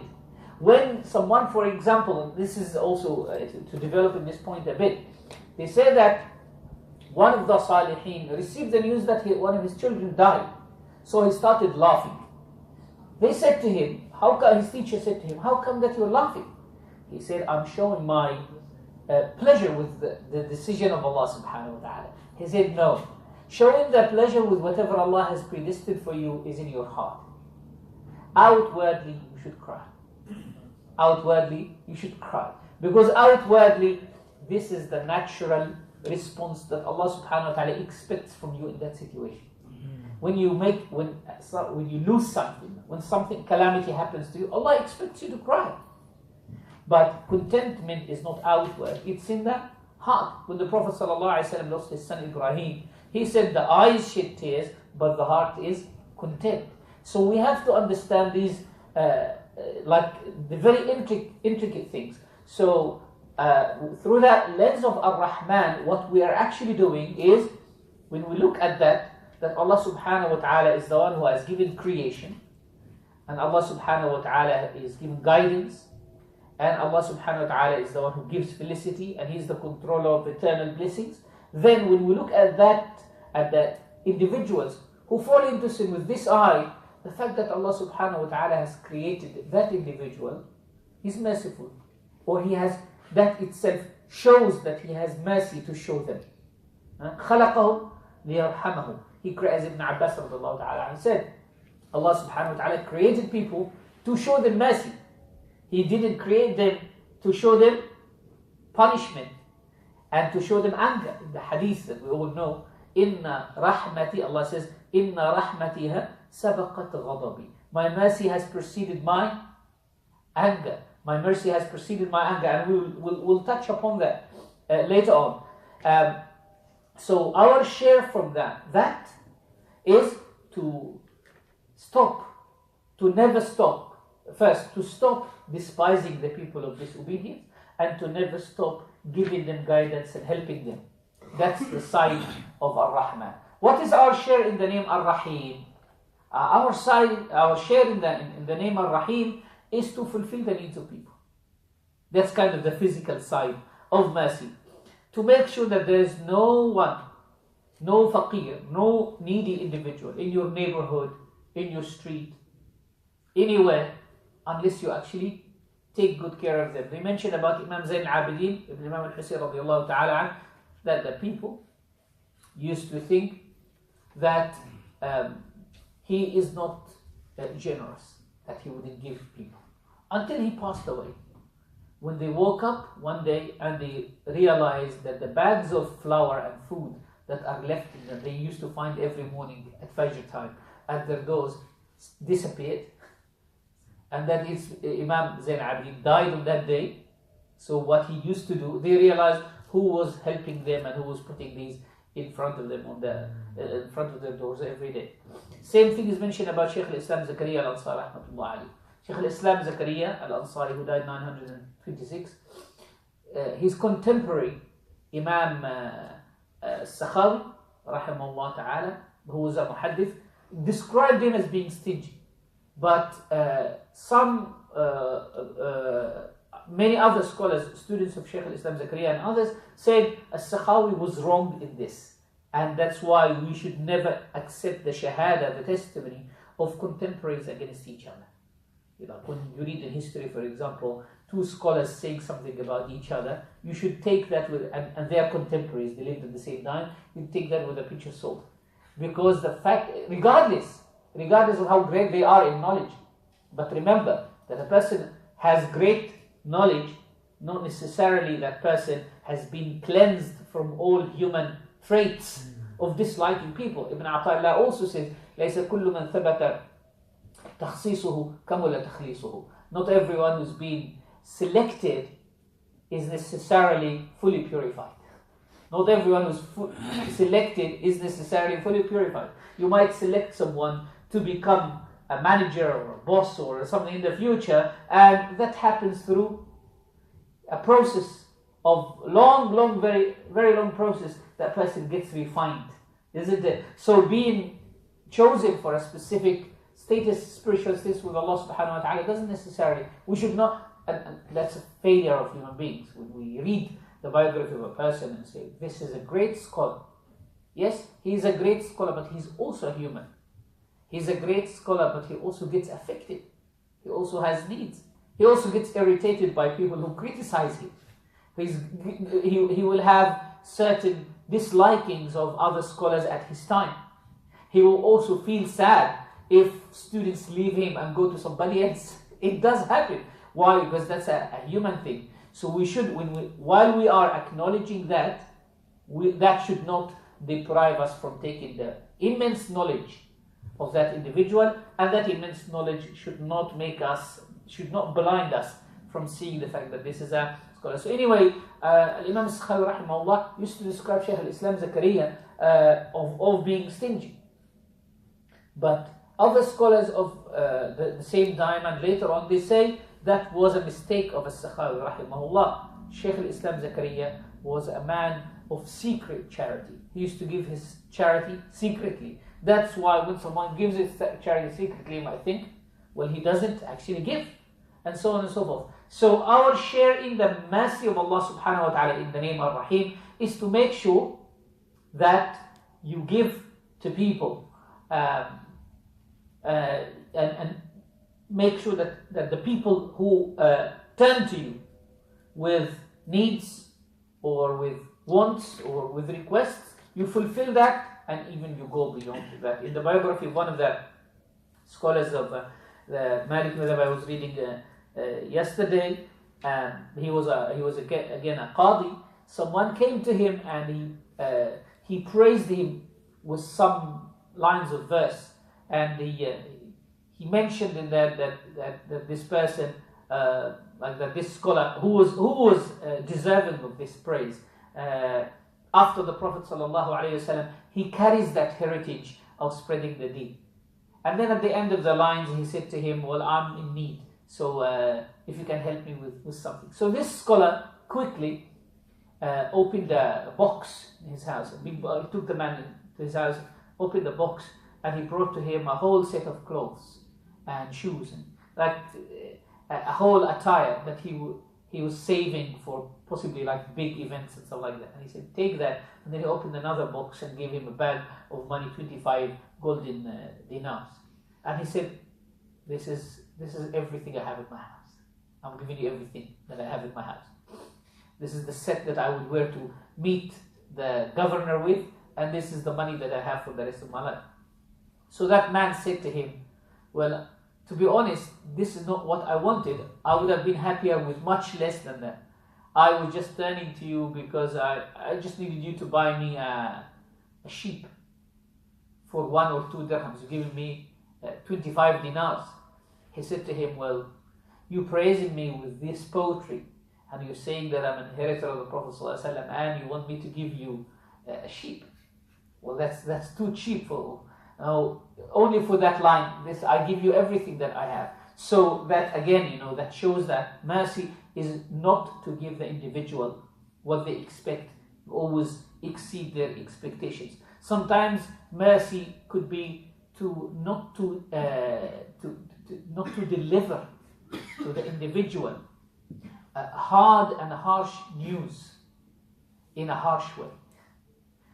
Also, again, one of the very interesting stories of Abu Uthman, either Abu Uthman al-Haddadi or somebody else from the scholars of the Madhab of Imam Malik, is that as a judge, he was so merciful with criminals that when he decides to put a criminal to prison, like someone has been proven to be in trouble and he needs to be imprisoned, he wouldn't tell him, okay, take him to prison.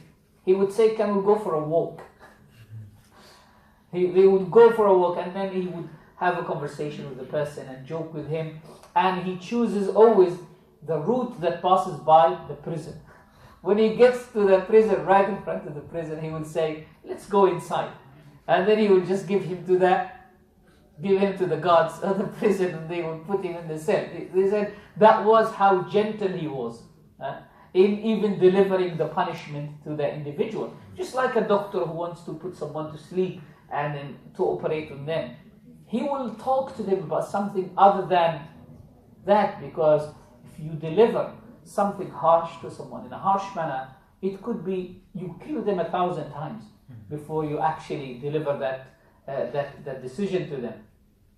If the person, mercifulness as well through this name is, if you can't help financially, or you can't even go to somebody else.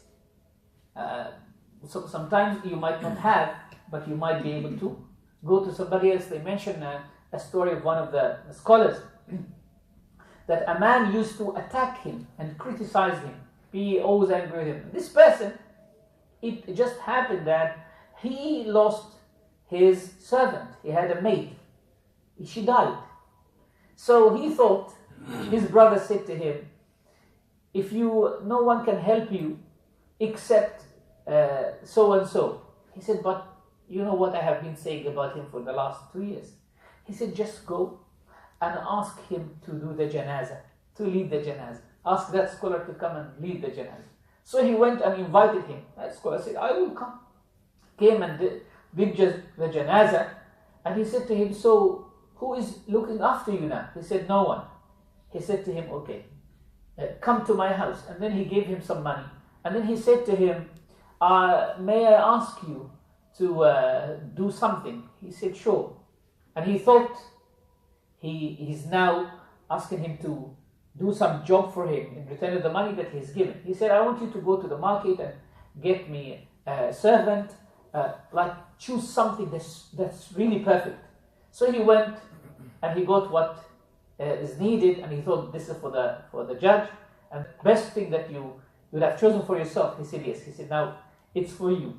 And he gave him more money and things to basically take good care of that. So helping individuals with even if you can't offer, then helping them with sending them to someone who can help them. They also mention another story of a scholar who was visited by someone who asked for some form of help, and he said, go to such and such village and tell so and so, because of this thing that the qadi, because of that relation that you have with the judge, he's asking you to help me. And that person went, and he basically sent him to one person. Because he went to that specific person, that person took him to another 30 individuals. He came back with like a fortune. So seeking help for individuals is a form of mercy to fulfill their needs. Showing if you can't, then make dua for that individual. And if you can't, at least showing sadness for what this person is going through. It's not a good quality at all to speak in front of people who are not healthy, or someone who's received the news, for example, that he has cancer or has got a form of illness, to speak in front of them about health, or to brag about how healthy you are or how healthy your family is. It's not merciful to speak in front of people who have no children, for example, or have no opportunity to have children, to talk in front of them about how beautiful your children are or how successful your children are. It is not merciful at all to talk about people who have no homes, about how spacious. That tafakhur, that boasting, that bragging is a sign of absence of mercy, because the Prophet ﷺ, this is so merciful. The Prophet ﷺ said in a lengthy hadith about the rights of your neighbor. He said, and if you buy fruits, take it secretly to your house, if you are not planning to gift some to your neighbor. So firstly, you should gift some. If you have no plans to gift some of what you have bought, whether it's fruits or anything, to your neighbor, then take it secretly. And then the hadith continues, وَلَا تُخْرِجَنَّ وَلَدَكَ بِهَا لِيَغِضَ وَلَدَ. Don't let your children go out holding it to in front of his children. Because when your kids go out with toys or certain things they bought them, other children see, your neighbor's kids see that, they will go back to their parents and say, I want something similar to that child. Possibly the father or the mother, the family are not in position to buy them. And that is absence of mercy as well. That you should not show the people their inability, their restrictions. They are unable to do this.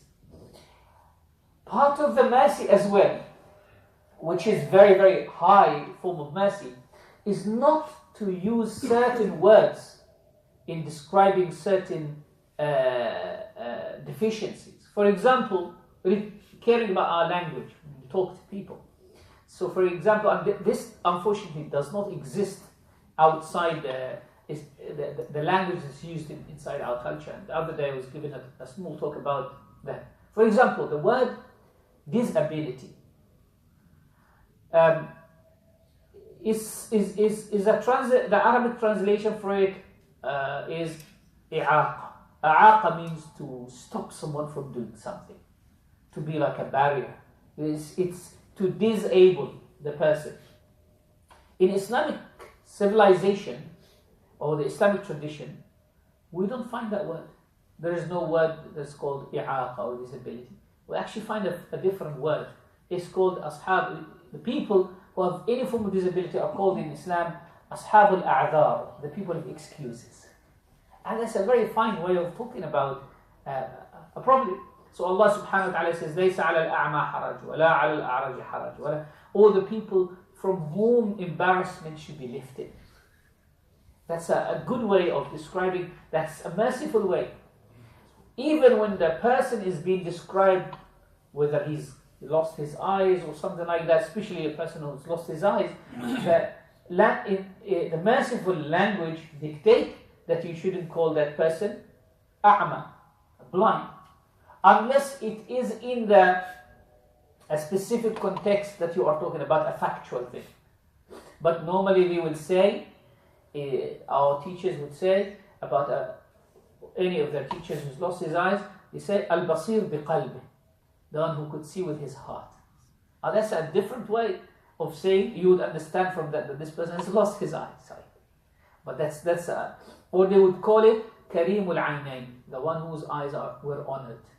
Why? Because in the hadith, Allah subhanahu wa ta'ala, the Prophet says, Inna Allah idha habba abdan, ibtalahu bifaqdi habibatay.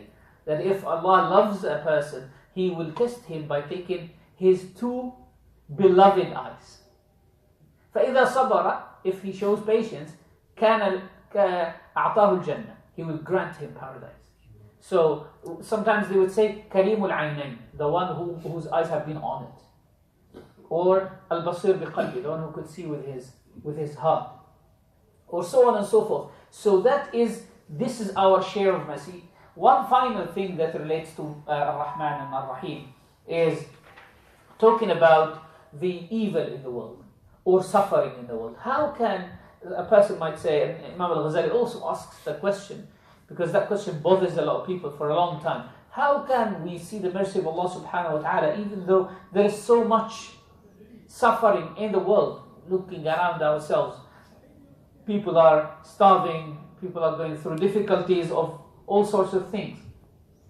And he said, وَالرَّحِيمُ لَا يَرَى مُبْتَلًا, the merciful one, when he sees that a merciful God, when he sees someone in a state of difficulty or pain, he can remove that. If you see someone in pain, you will remove, and you're able to remove that pain, you will rush to that. That's why we call you Rahim. So how can Allah subhanahu wa ta'ala, Arhamur Rahimin, who is able to save people from faqr, from poverty, or from illness, or from harm, or from tests, and He tests them with all of these things? The answer is, that itself is mercy. Why? Because when we talk about mercy and what qualifies as mercy, we need to understand that our minds are limited to encompass the complete meaning of mercy, to comprehend it. And Al-Ghazali rahimahullah says, a little child his mom might be so merciful towards him. Therefore, let's say, back in the days, cupping, bloodletting, was a way of treatment, and it is a way of treatment. So, or let's say today, injection, for example. A mother might be so merciful towards the child that she doesn't want him to have an injection. Why? Because he will cry.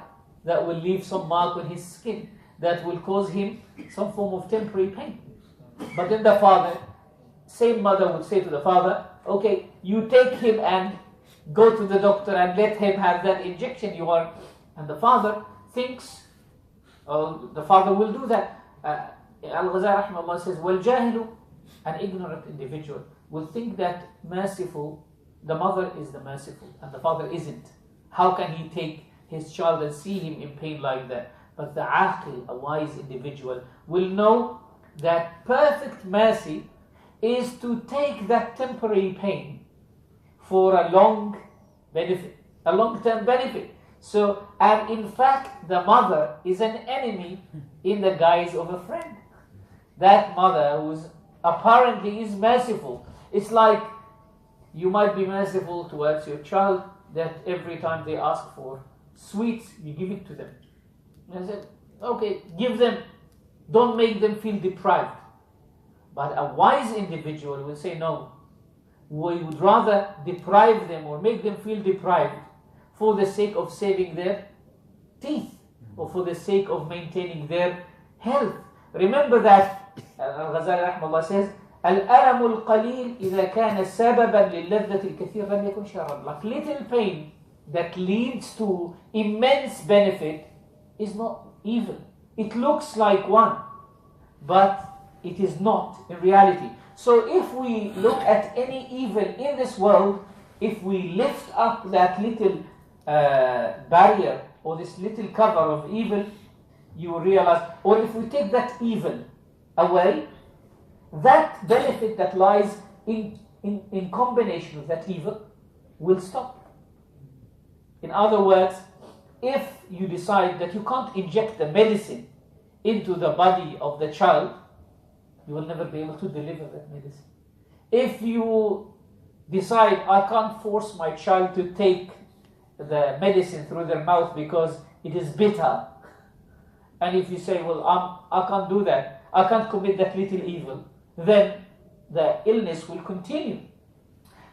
And Al Ghazali rahimahullah gives us some good examples. He says, for instance, for beautification reasons, you might want for an individual to continue enjoying all his limbs, even if one of his hands need to be cut, because it is ill and it can lead to the damage of the whole body. So yes, it will be evil, it looks like evil and ugly that this person will walk without that hand or will walk without that leg, and he will lose part of his body. But safety of the whole body takes priority. So when we look at one side, we realize that safety is sought for itself. We want safety regardless, isn't it? If someone is given an option between taking an operation in which he will lose half of his body and he continues to live, or being left and then he lives for a week and he dies, he will make the choice of no, he wants to live no, even if it's with half of his body. So safety is sought for itself. Cutting, in that example, cutting the hand is required for something else. It's not, we're not cutting for the sake of cutting. We're cutting to save. Just like, for example, when a criminal who has killed people, is very dangerous, is imprisoned, well, restricting his movement is not for the sake of restricting the movement, it's for the sake of the safety of the society. It's for the sake of even stopping him from harming himself by committing more atrocities. So you might be seeking that evil not for the sake of evil. So both of them are, as Imam Al-Ghazali rahimahullah ta'ala says, one and the other, both of them fall within the irada of Allah, the will of Allah subhanahu wa ta'ala. The will of Allah is directed sometimes to think because of itself, and sometimes because of the thing as a means to something else. That's why He subhanahu wa ta'ala said, Rahmati sabaqat ghadabi. My mercy precedes my anger, my wrath. So Allah subhanahu wa ta'ala's mercy is meant for itself. But His wrath is not meant for itself, because He does not revenge subhanahu wa ta'ala. Because revenge means you are unable to, someone has stepped over your boundaries, and therefore you want to take that back to you. And no one can actually step over the boundaries of Allah subhanahu wa ta'ala. So when Allah subhanahu wa ta'ala says, my mercy precedes my wrath, His mercy is meant for itself, His wrath is meant for something else. So if we say that there is mercy and there is evil in the world, we should understand that underneath every evil there is mercy that the minds cannot actually comprehend completely, and that is because of the limitations of our minds. Moving from these two names, we go to the name of Allah subhanahu wa ta'ala, Al-Ghafur. And Al-Ghafur, the continually merciful, is a name that comes in combination with another two names that take from the same stem. One is Ghafir, and the other is Ghaffar. Allah subhanahu wa ta'ala says in the Quran, فَقُلْتُ اسْتَغْفِرُوا رَبَّكُمْ إِنَّهُ كَانَ غَفَّارًا. Nuh alayhi salam was commanded to say to your people, seek the forgiveness of your Lord, for He is Ghaffar. In another ayah, Allah subhanahu wa ta'ala says, Hamim, and then He says subhanahu wa ta'ala, غَافِرِ الذَّنْبِ, the one who forgives sin. And in many places in the Quran, Allah subhanahu wa ta'ala says, وَهُوَ الْغَفُورُ الرَّحِيمُ غَفُورٌ شَكُورٌ. So the difference between these is purely linguistic in essence. Ghafir, on the scale of fa'il, which is a subject noun, means someone who forgives one time. When you commit a sin, Allah subhanahu wa ta'ala forgives. The one who is able to forgive one time. Ghaffar means someone who forgives every time you commit a sin. Every time you do something that requires forgiveness, Allah subhanahu wa ta'ala will grant you that forgiveness. Ghafur means someone who forgives multitude of sins of different types, and whose forgiveness is always there. So it has the same stem of ghafara, to forgive, but it means the one who is continually forgiving, regardless of there is something to forgive or there is nothing to forgive. Whether you seek the forgiveness or you don't seek that forgiveness. Whether your sin is within what you think of as being forgiven or outside what you think of as being forgiven. Because remember, sometimes people will commit a sin and think that no one can forgive. And that Allah subhanahu wa ta'ala will not forgive that. It's so big to you. Allah subhanahu wa ta'ala teaches us through some hadith. The Prophet sallallahu alaihi wasallam says that on the 15th of Sha'ban, Allah forgives everyone except the one who thinks that Allah cannot forgive. No.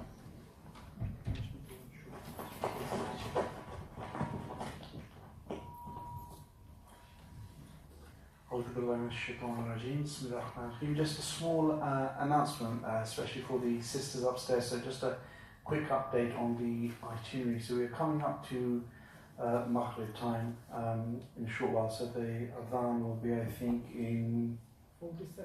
At 47 in 3 minutes or so. After Maghrib, inshallah, we will continue with the final session until 6:30. And then at 6:30, the Shaykh will lead us in the Surah Yasin and conclude with the dua. And then the food will be served at 18:45 at 6:45. So just a quick recap. Maghrib Azan in a few moments. We'll break the Maghrib prayer, reconvene at 6 o'clock. Or shortly beforehand until 6:30. 6:30 there will be Surah Yasin, and then please everyone is welcome to stay for dinner at 6:45 inshallah.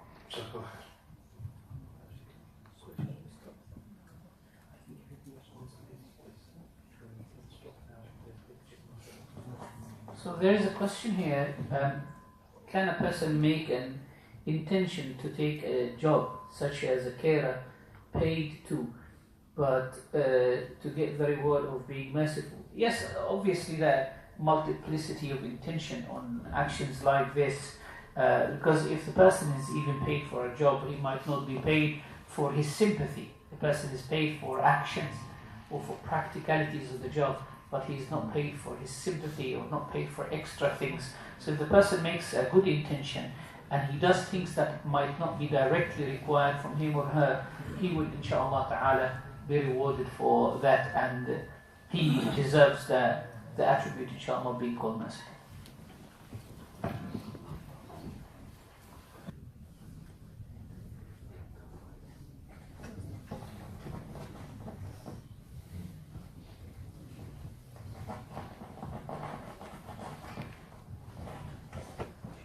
أعوذ بالله من الشيطان الرجيم بسم الله الرحمن الرحيم الحمد لله رب العالمين وصلى الله على سيدنا محمد وعلى آله وصحبه وسلم تسليما كثيرا إلى يوم الدين. اللهم اجعل علينا رحمتك وافتح علينا بركتك واجعلنا من عبادك المحبوبين يا أرحم الراحمين. ولا حول ولا قوة إلا بالله العلي العظيم. ما شاء الله لا قوة إلا بالله العلي العظيم. So we were referring to the name Al-Ghafur. We said that Al-Ghafur, Al-Ghafir, Al-Ghaffar refer to come from the same root, Ghafara, except that one of them would refer to the fact that Allah subhanahu wa ta'ala forgives, and the other refers to the multiplicity of Allah's forgiveness, and the third refers to the continuity of Allah's forgiveness. So Ghaffar is someone who over and over again will forgive. If you seek His forgiveness and if you turn to Him, regardless of how many times you come back, He will always be forgiving. Fa'al, Ghaffar is on the scale of Fa'al, and Fa'al is someone that scale indicates the different instances of doing the same thing. While Ghafur is someone who forgives the multitude of sins, different types, regardless of the sins, whether those you are aware of, and the sins that you are not aware of, internal and external, those you think are forgiven, or those you think you are not, they are not forgiven. But the essential meaning of ghafara in Arabic is to cover, is covering. When you put the seeds on the inside the soil and you cover it with dust, it's called ghafara. And it's very close because ghain and kaf come from pretty much proximate places of articulation. Ghain comes from the tip of the throat, the top of the throat, and kaf comes from the kind of the back of the tongue, the hard palate. So because of that, ghafara and kafara, they have very similar meanings. Because kufr in essence means to cover. So al-kafir, person who is kafir, is called kafir because he covers the truth of believing in Allah subhanahu wa ta'ala. And one of the names of farmers is kuffar. Allah subhanahu wa ta'ala says in the ayat, وَأَنَّهُ مُحَمَّدٌ رَسُولُ اللَّهِ وَالَّذِينَ مَعَهُ شِدَّاءٌ عَلَى الْكُفَّارِ رُحَمَاءُ بَيْنَهُمْ تَرَاهُمْ رُكَّعًا سُجَّدًا يَبْتَغُونَ فَضْلًا مِنَ اللَّهِ سِيمَاهُمْ فِي وُجُوهِهِمْ ذلك مثلهم في التوراة مثلهم في الإنجيل كزرع أخرج شطأه فآزره فاستغلظ فاستوى على سوق يعجب الزراع ليغيظ بهم الكفار. So kuffar are the individuals or the farmers because they cover the seeds, they cover the seeds inside the soil. So kufr and ghafara is to cover the sin. And obviously we're not going to touch on this name, but the name afa means to erase. And therefore afu, erasing, is stronger than maghfirah. You might cover the sin of a person. You might decide to cover it or to file it away when someone makes a mistake. But you don't erase it or remove it from the record of that individual. When someone makes a mistake, you might decide, okay, I'll cover you this time. I'll put that away. But there is a place where all of these mistakes are kept, even though they are covered, but they haven't been erased. In Laylatul Qadr, we make dua, we ask for afu. We say, Allahumma innaka afu. Because afa in Arabic means to erase something. We say, afat al-riyahu atharahu, like the wind has erased the footsteps of that individual. When you walk in the sand, and then the wind comes, it removes the footprints from the sand because it moves the sand. It doesn't cover it, it actually moves it completely. It erases it completely. So, if we say that the essential meaning of ghafar to cover, what does that mean? And why is it that Allah subhanahu wa ta'ala called ghaffar and ghafoor? How is it Allah subhanahu wa ta'ala, what does it mean when we say Allah subhanahu wa ta'ala is the one who covers? It means physically, outwardly and inwardly He is ghafoor. And let's talk about the physical one. He subhanahu wa ta'ala, or outward one, He subhanahu wa ta'ala made the ugly parts of your body that people won't like if they have a look at them, are covered with the beauties of you. For example, we'll be scared when we look at a skeleton of a person.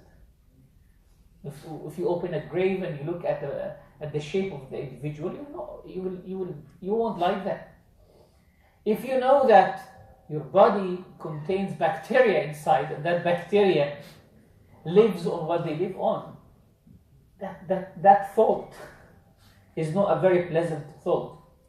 So He subhanahu wa ta'ala made your abdomen, made your stomach, which is technically the room for all food processing, and it contains all the bad odors and all of these things, very far from your mouth. It is very distant from your mouth.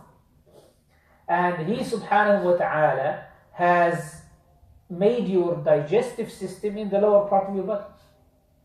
He did not put, imagine that, just think for a second, if Allah subhanahu wa ta'ala was to reverse the order of your respiratory system and your digestive system, to put your respiratory system below your digestive system. So when you exhale or you inhale, your air has to go through, to pass by digestive system. Then the smell of your breath, you won't be able to take it. So He subhanahu wa ta'ala kept that. Even when you get rid of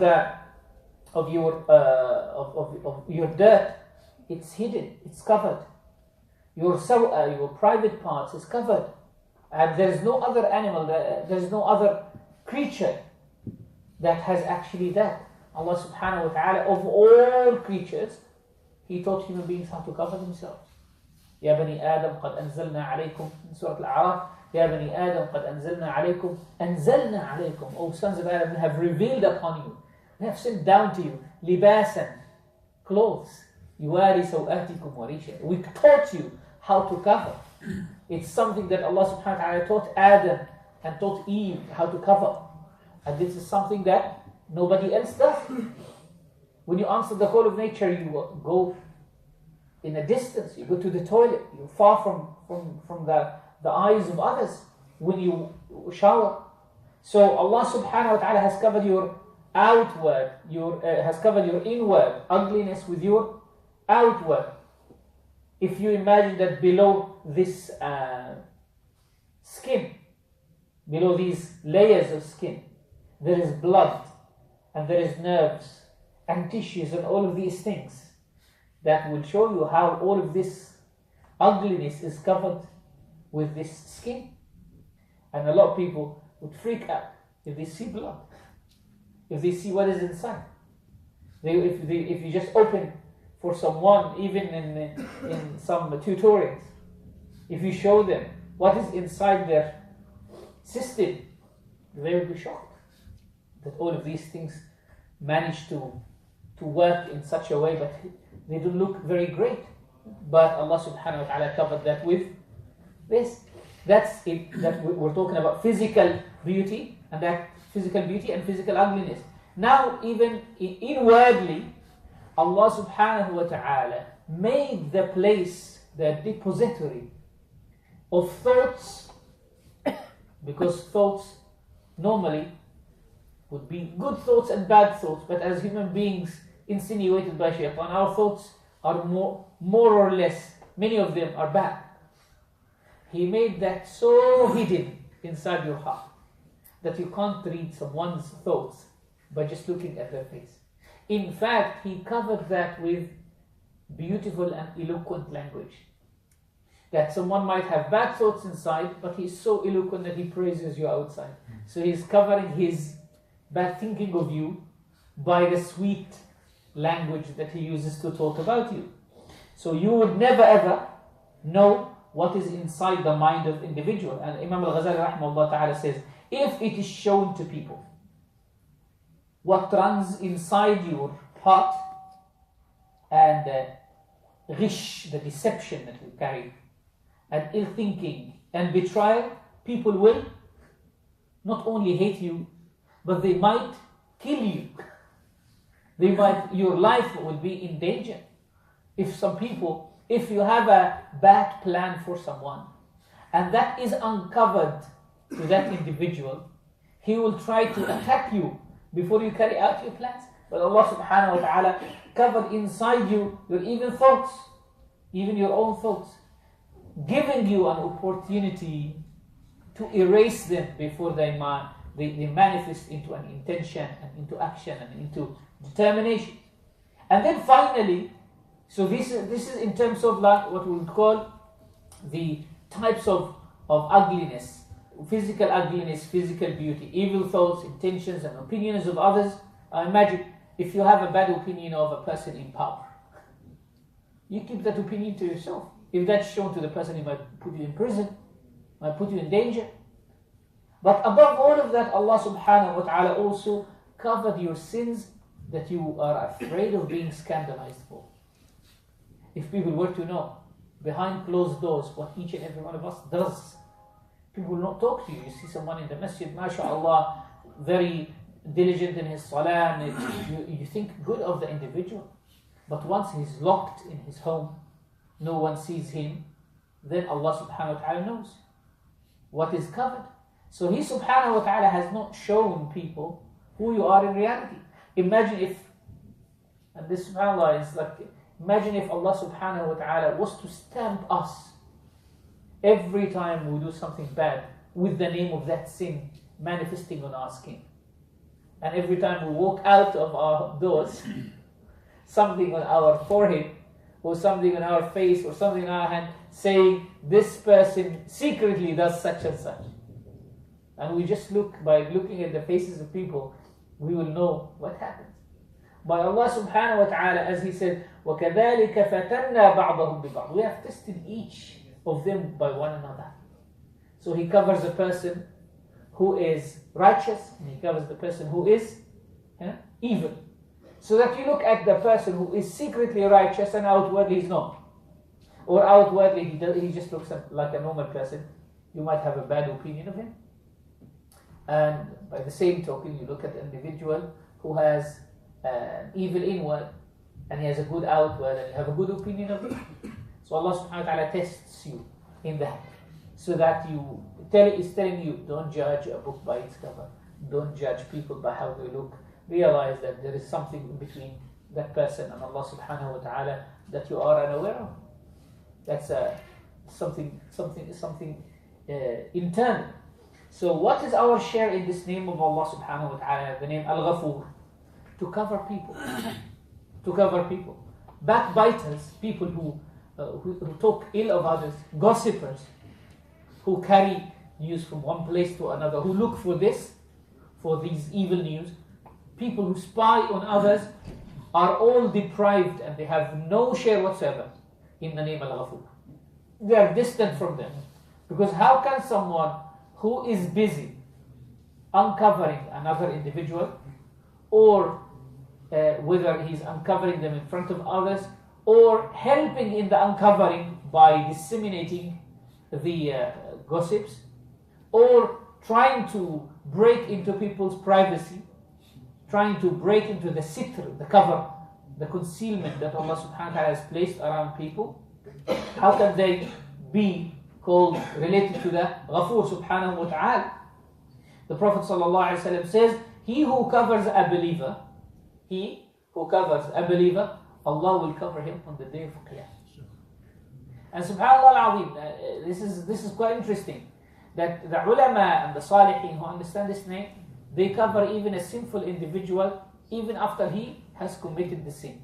Why? Because it's safer to make a mistake and let the person escape with the punishment, especially if it's something to do with Allah subhanahu wa ta'ala, not involving the rights of people, rather than to get this person scandalized. They mention also story of one of the judges who was very, very merciful and forgiving. Saw a person, a drinker, in the street. He was walking to the court and he saw a drinker in the street. And he had his assistants with him. So they decided to arrest that individual and take him to the courtroom to punish him.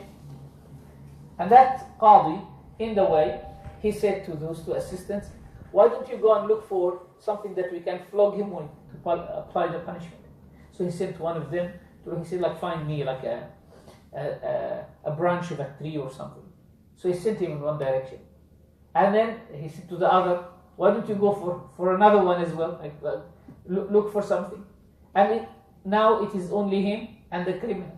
So he said, he quoted the line of poetry that goes like, خَلَى لَكِ الْجَوُّ فَبِيضِ وَاصْفِرِ.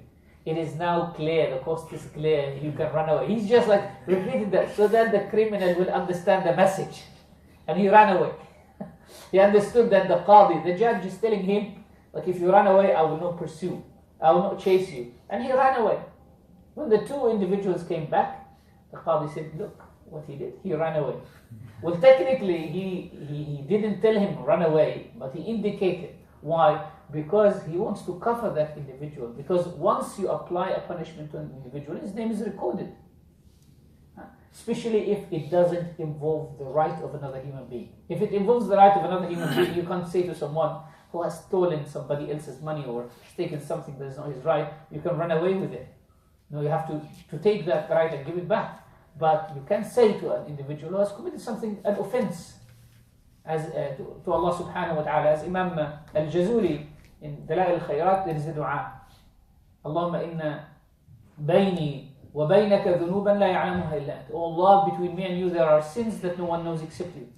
وَبَيْنِي وَبَيْنَ خَلْقِكَ ذُنُوب. There is also sins between me and people. فَمَا كَانَ بَيْنِي وَبَيْنَكَ فَاغْفِرْ. As for the one that is in between me and you, cover it. وَمَا كَانَ بَيْنِي وَبَيْنَ خَلْقِكَ. That which is between me and you and people, فَتَحَمَّلْهُ عَنِّي. Take care of it. That fulfill that responsibility on my behalf. So covering people's mistakes, turning a deaf ear to criticism or ugliness. You know, some of the Salihin, they used to say, when someone starts talking evil about something or about someone, they will say, لا أسمع, لا أسمع. I don't hear. Like I'm deaf. To embarrass that individual who is starting gossiping.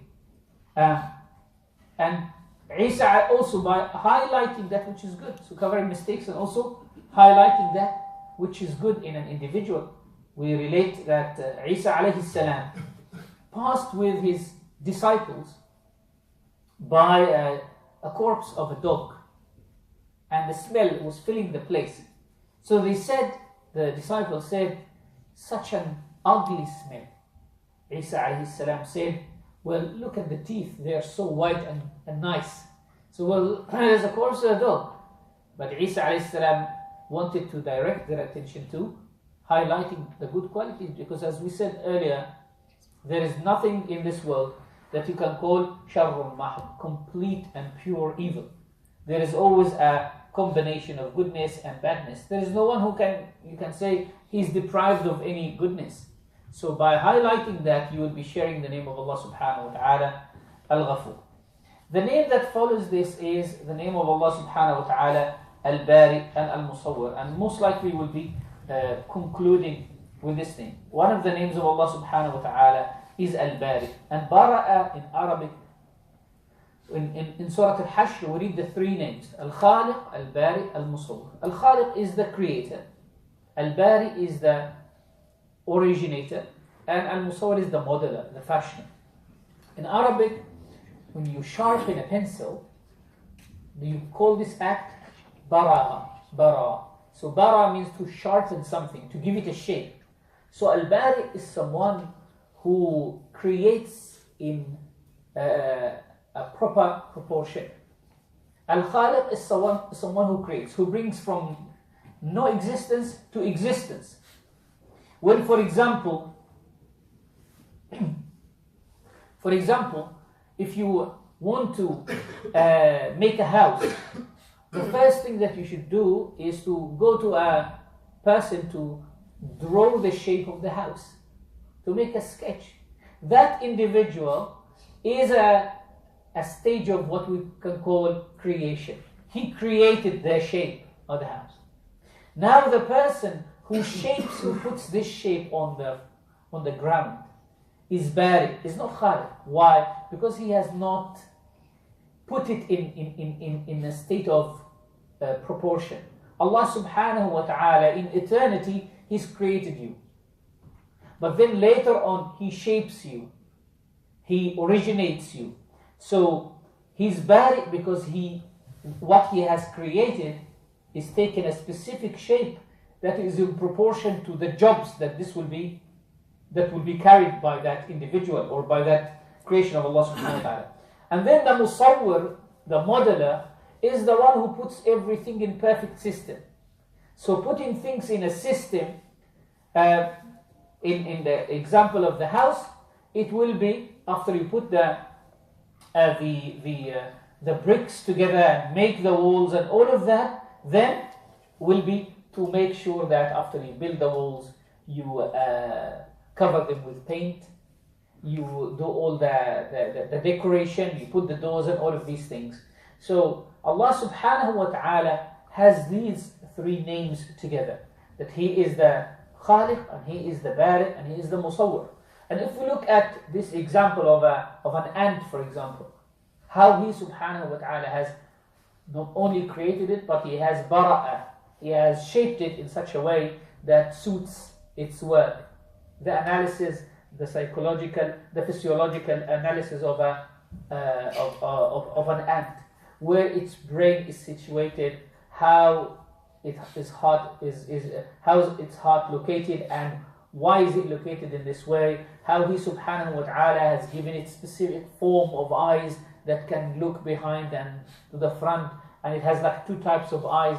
It has this main one, it has something on top, and its mouth and all of this, its nerve system. Another thing that shows us also that tasweer of Allah subhanahu wa ta'ala, He subhanahu wa ta'ala is the modeler and He's the bari and He makes everything in proportion, is this shape that He subhanahu wa ta'ala has fashioned everything in this universe in a very perfect shape. And I'm quoting here from an atheist who is an astrophysicist, like a specialist in astrophysics, who says, like looking at the universe, he says, his name is Sir Martin Rees. He's from Cambridge and he has a book called Just 6 Numbers. He says, we are each made up of between 10 by the power of 28 to 10 and 10 by the power of 29 atoms.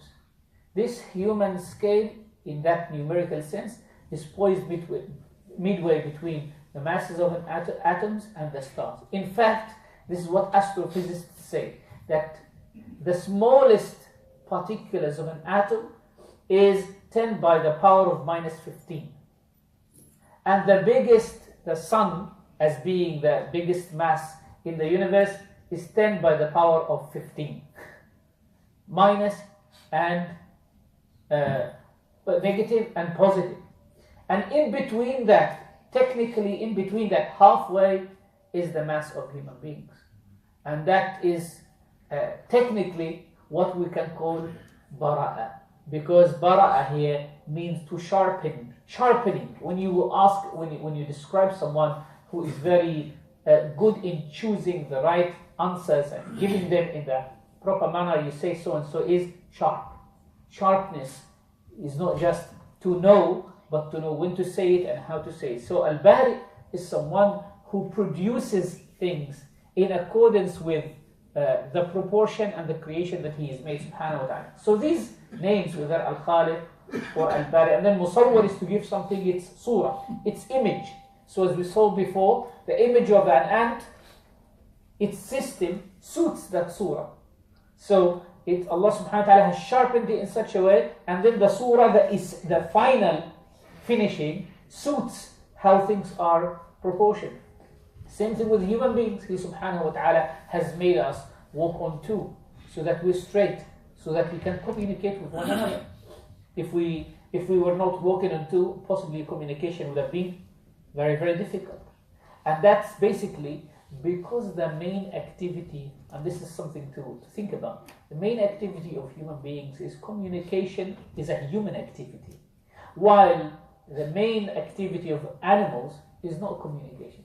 It is eating. It is living for its desires. A cow doesn't need to communicate as much with other cows. It focuses on, it doesn't spend, why is that? It doesn't spend its day talking and conversing with other members of its species, simply because it has a job that is to fulfill its desire for a larger purpose of its existence, while the main purpose of the creation of human beings is to create cultures and civilizations and to build minds, and that will require a lot of thinking and a lot of communication. So Allah subhanahu wa ta'ala has proportioned us in that macro system and that macro and micro system between that these names of Allah subhanahu wa ta'ala encourage us to search and to think about the tasweer and to look at the universe and reflect on its perfect system. Sallallahu alayhi wa sallam. Yes.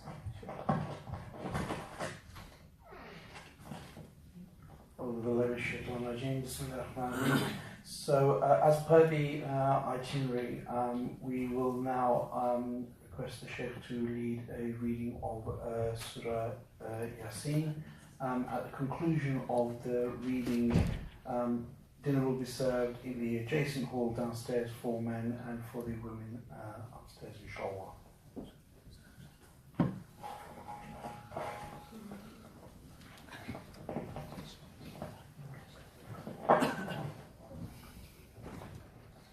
أعوذ بالله من الشيطان الرجيم. بسم الله الرحمن الرحيم.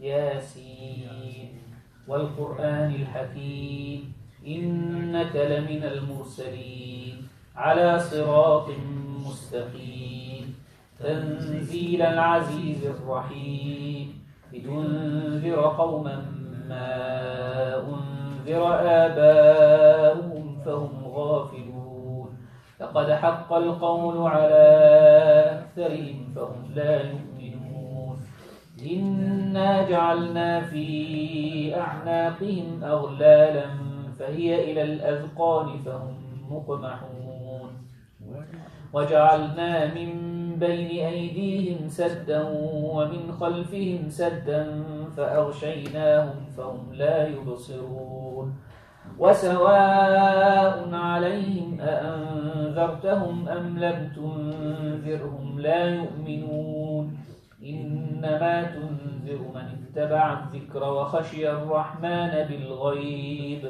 فبشره بمغفرة وأجر كريم إنا نحن نحيي الموتى ونكتب ما قدموا وآثارهم وكل شيء أحصيناه في إمام مبين واضرب لهم مثلا أصحاب القرية إذ جاءها المرسلون إذ أرسلنا إليهم اثنين فكذبوهما فعززنا بثالث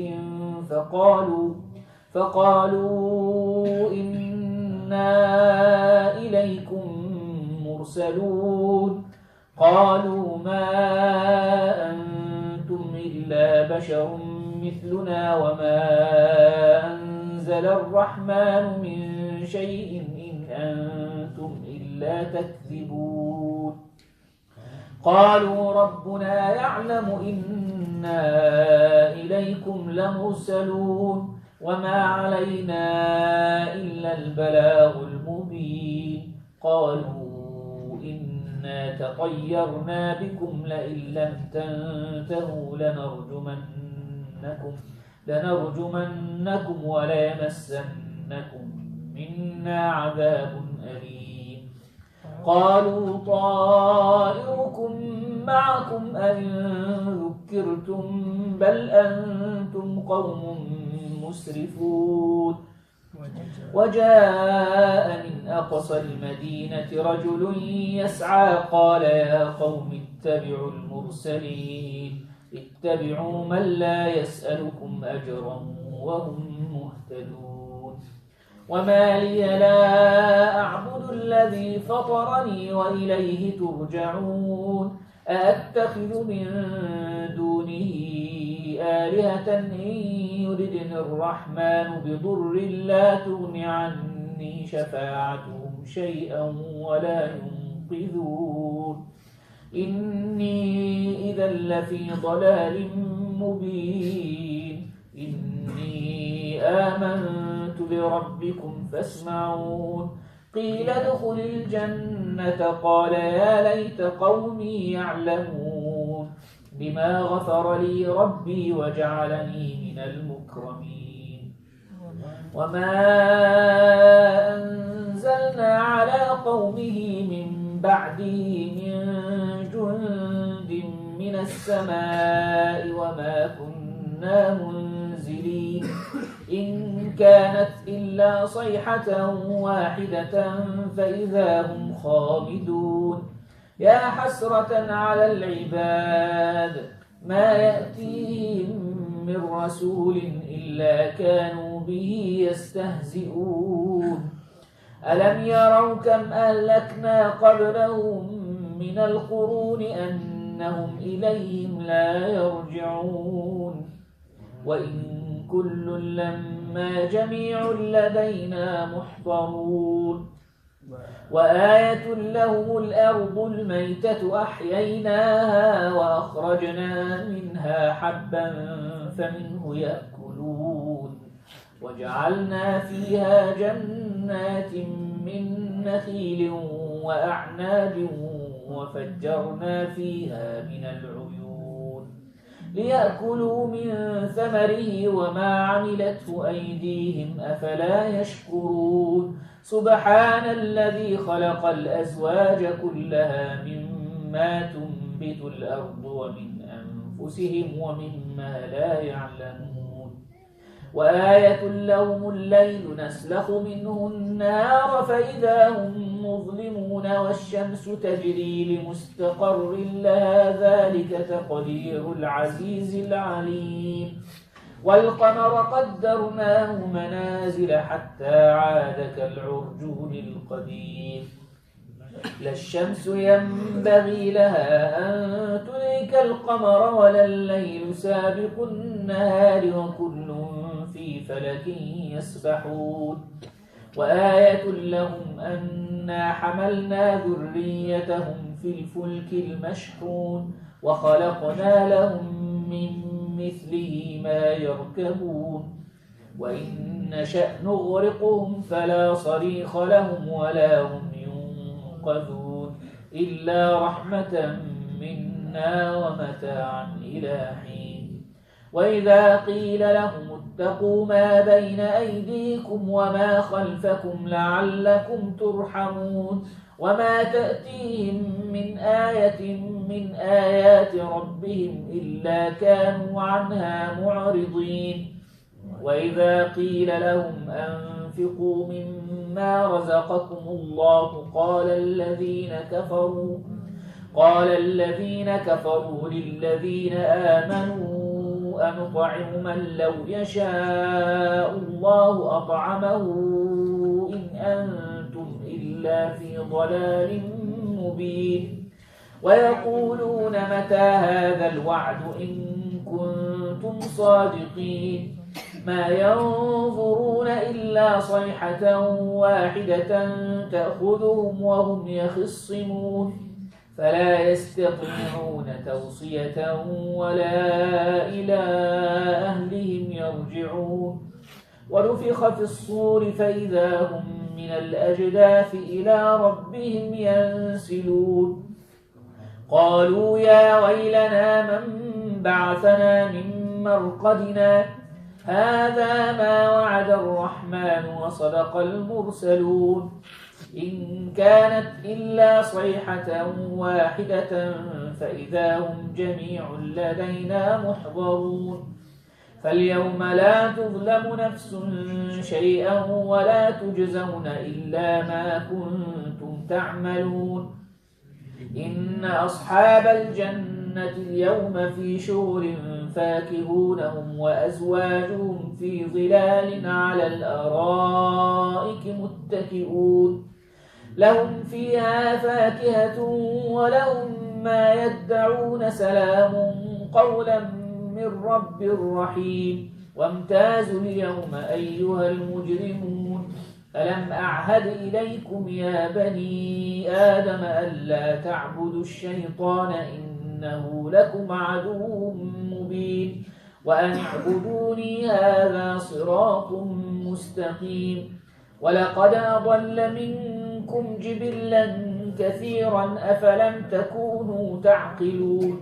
هذه جهنم التي كنتم توعدون اصلوها اليوم بما كنتم تكفرون اليوم نختم على أفواههم وتكلمنا أيديهم وتشهد أرجلهم بما كانوا يكسبون ولو نشاء لطمسنا على أعينهم فاستبقوا الصراط فأنى يبصرون ولو نشاء لمسخناهم على مكانتهم فما استطاعوا مضيا ولا يرجعون ومن نعمره ننكس في الخلق أفلا يعقلون وما علمناه الشعر وما ينبغي له إن هو إلا ذكر وقرآن مبين لينذر من كان حيا ويحق القول على الكافرين أولم يروا أنا خلقنا لهم مما عملت أيدينا أنعاما فهم لها مالكون وذللناها لهم فمنها ركوبهم ومنها يأكلون ولهم فيها منافع ومشارب أفلا يشكرون واتخذوا من دون الله آلهة لعلهم ينصرون لا يستطيعون نصرهم وهم لهم جند محضرون فلا يحزنك قولهم إنا نعلم ما يسرون وما يعلنون أولم يرى الإنسان أنا خلقناه من نطفة فإذا هو خصيم مبين وضرب لنا مثلا ونسي خلقه قال من يحيي العظام وهي رميم قل يحييها الذي أنشأها أول مرة وهو بكل خلق عليم الذي جعل لكم من الشجر الأخضر نارا فإذا أنتم منه توقدون أوليس الذي خلق السماوات والأرض بقادر على أن يخلق مثلهم بلى وهو الخلاق العليم إنما أمره إذا أراد شيئا أن يقول له كن فيكون فسبحان الذي بيده ملكوت كل شيء وإليه ترجعون اللهم صل وسلم وبارك على سيدنا محمد وعلى آل سيدنا محمد كما صليت وسلمت وباركت على سيدنا إبراهيم وعلى آل سيدنا إبراهيم في العالمين إنك حميد مجيد اللهم إنا نسألك أن تجعل جمعنا هذا جمعا مرحوما وتفرقنا من بعده تفرقا معصوما ولا تجعل فينا ولا بيننا ولا منا ولا معنا شقيا ولا محروما اللهم واجعل هذا العمل وهذه القراءة وهذه التلاوة وهذه التوجهات هدية واصلة إلى من اجتمعنا بسببه في هذه الساعة الأخ كمران اللهم وسع قبره واجعله روضة من رياض الجنة ولا تجعله حفرة من حفر النيران اللهم واربط على قلب أهله واجعلنا وإياهم من المحبوبين عندك ومن المقربين إليك يا أرحم الراحمين اللهم أجزل ثوابه وارفع درجته وقربه عندك وادخله مدخل صدق يا أرحم الراحمين واجمعه لنبيك المصطفى وحبيبك المرتضى سيدنا محمد صلى الله عليه وسلم واجعل آخر كلامنا من الدنيا لا إله إلا الله محمد رسول الله متحققين بحقائقها حسا ومعنى ظاهرا وباطنا اللهم طهرنا بما طهرت به أولياءك وأهل ودك يا كريم وحققنا بمعاني هذه الأسماء واجعلها يا ربي سببا لنجاتنا في هذه الدنيا وفي الآخرة يا كريم وصلى الله على سيدنا محمد وعلى آله وصحبه وسلم والحمد لله رب العالمين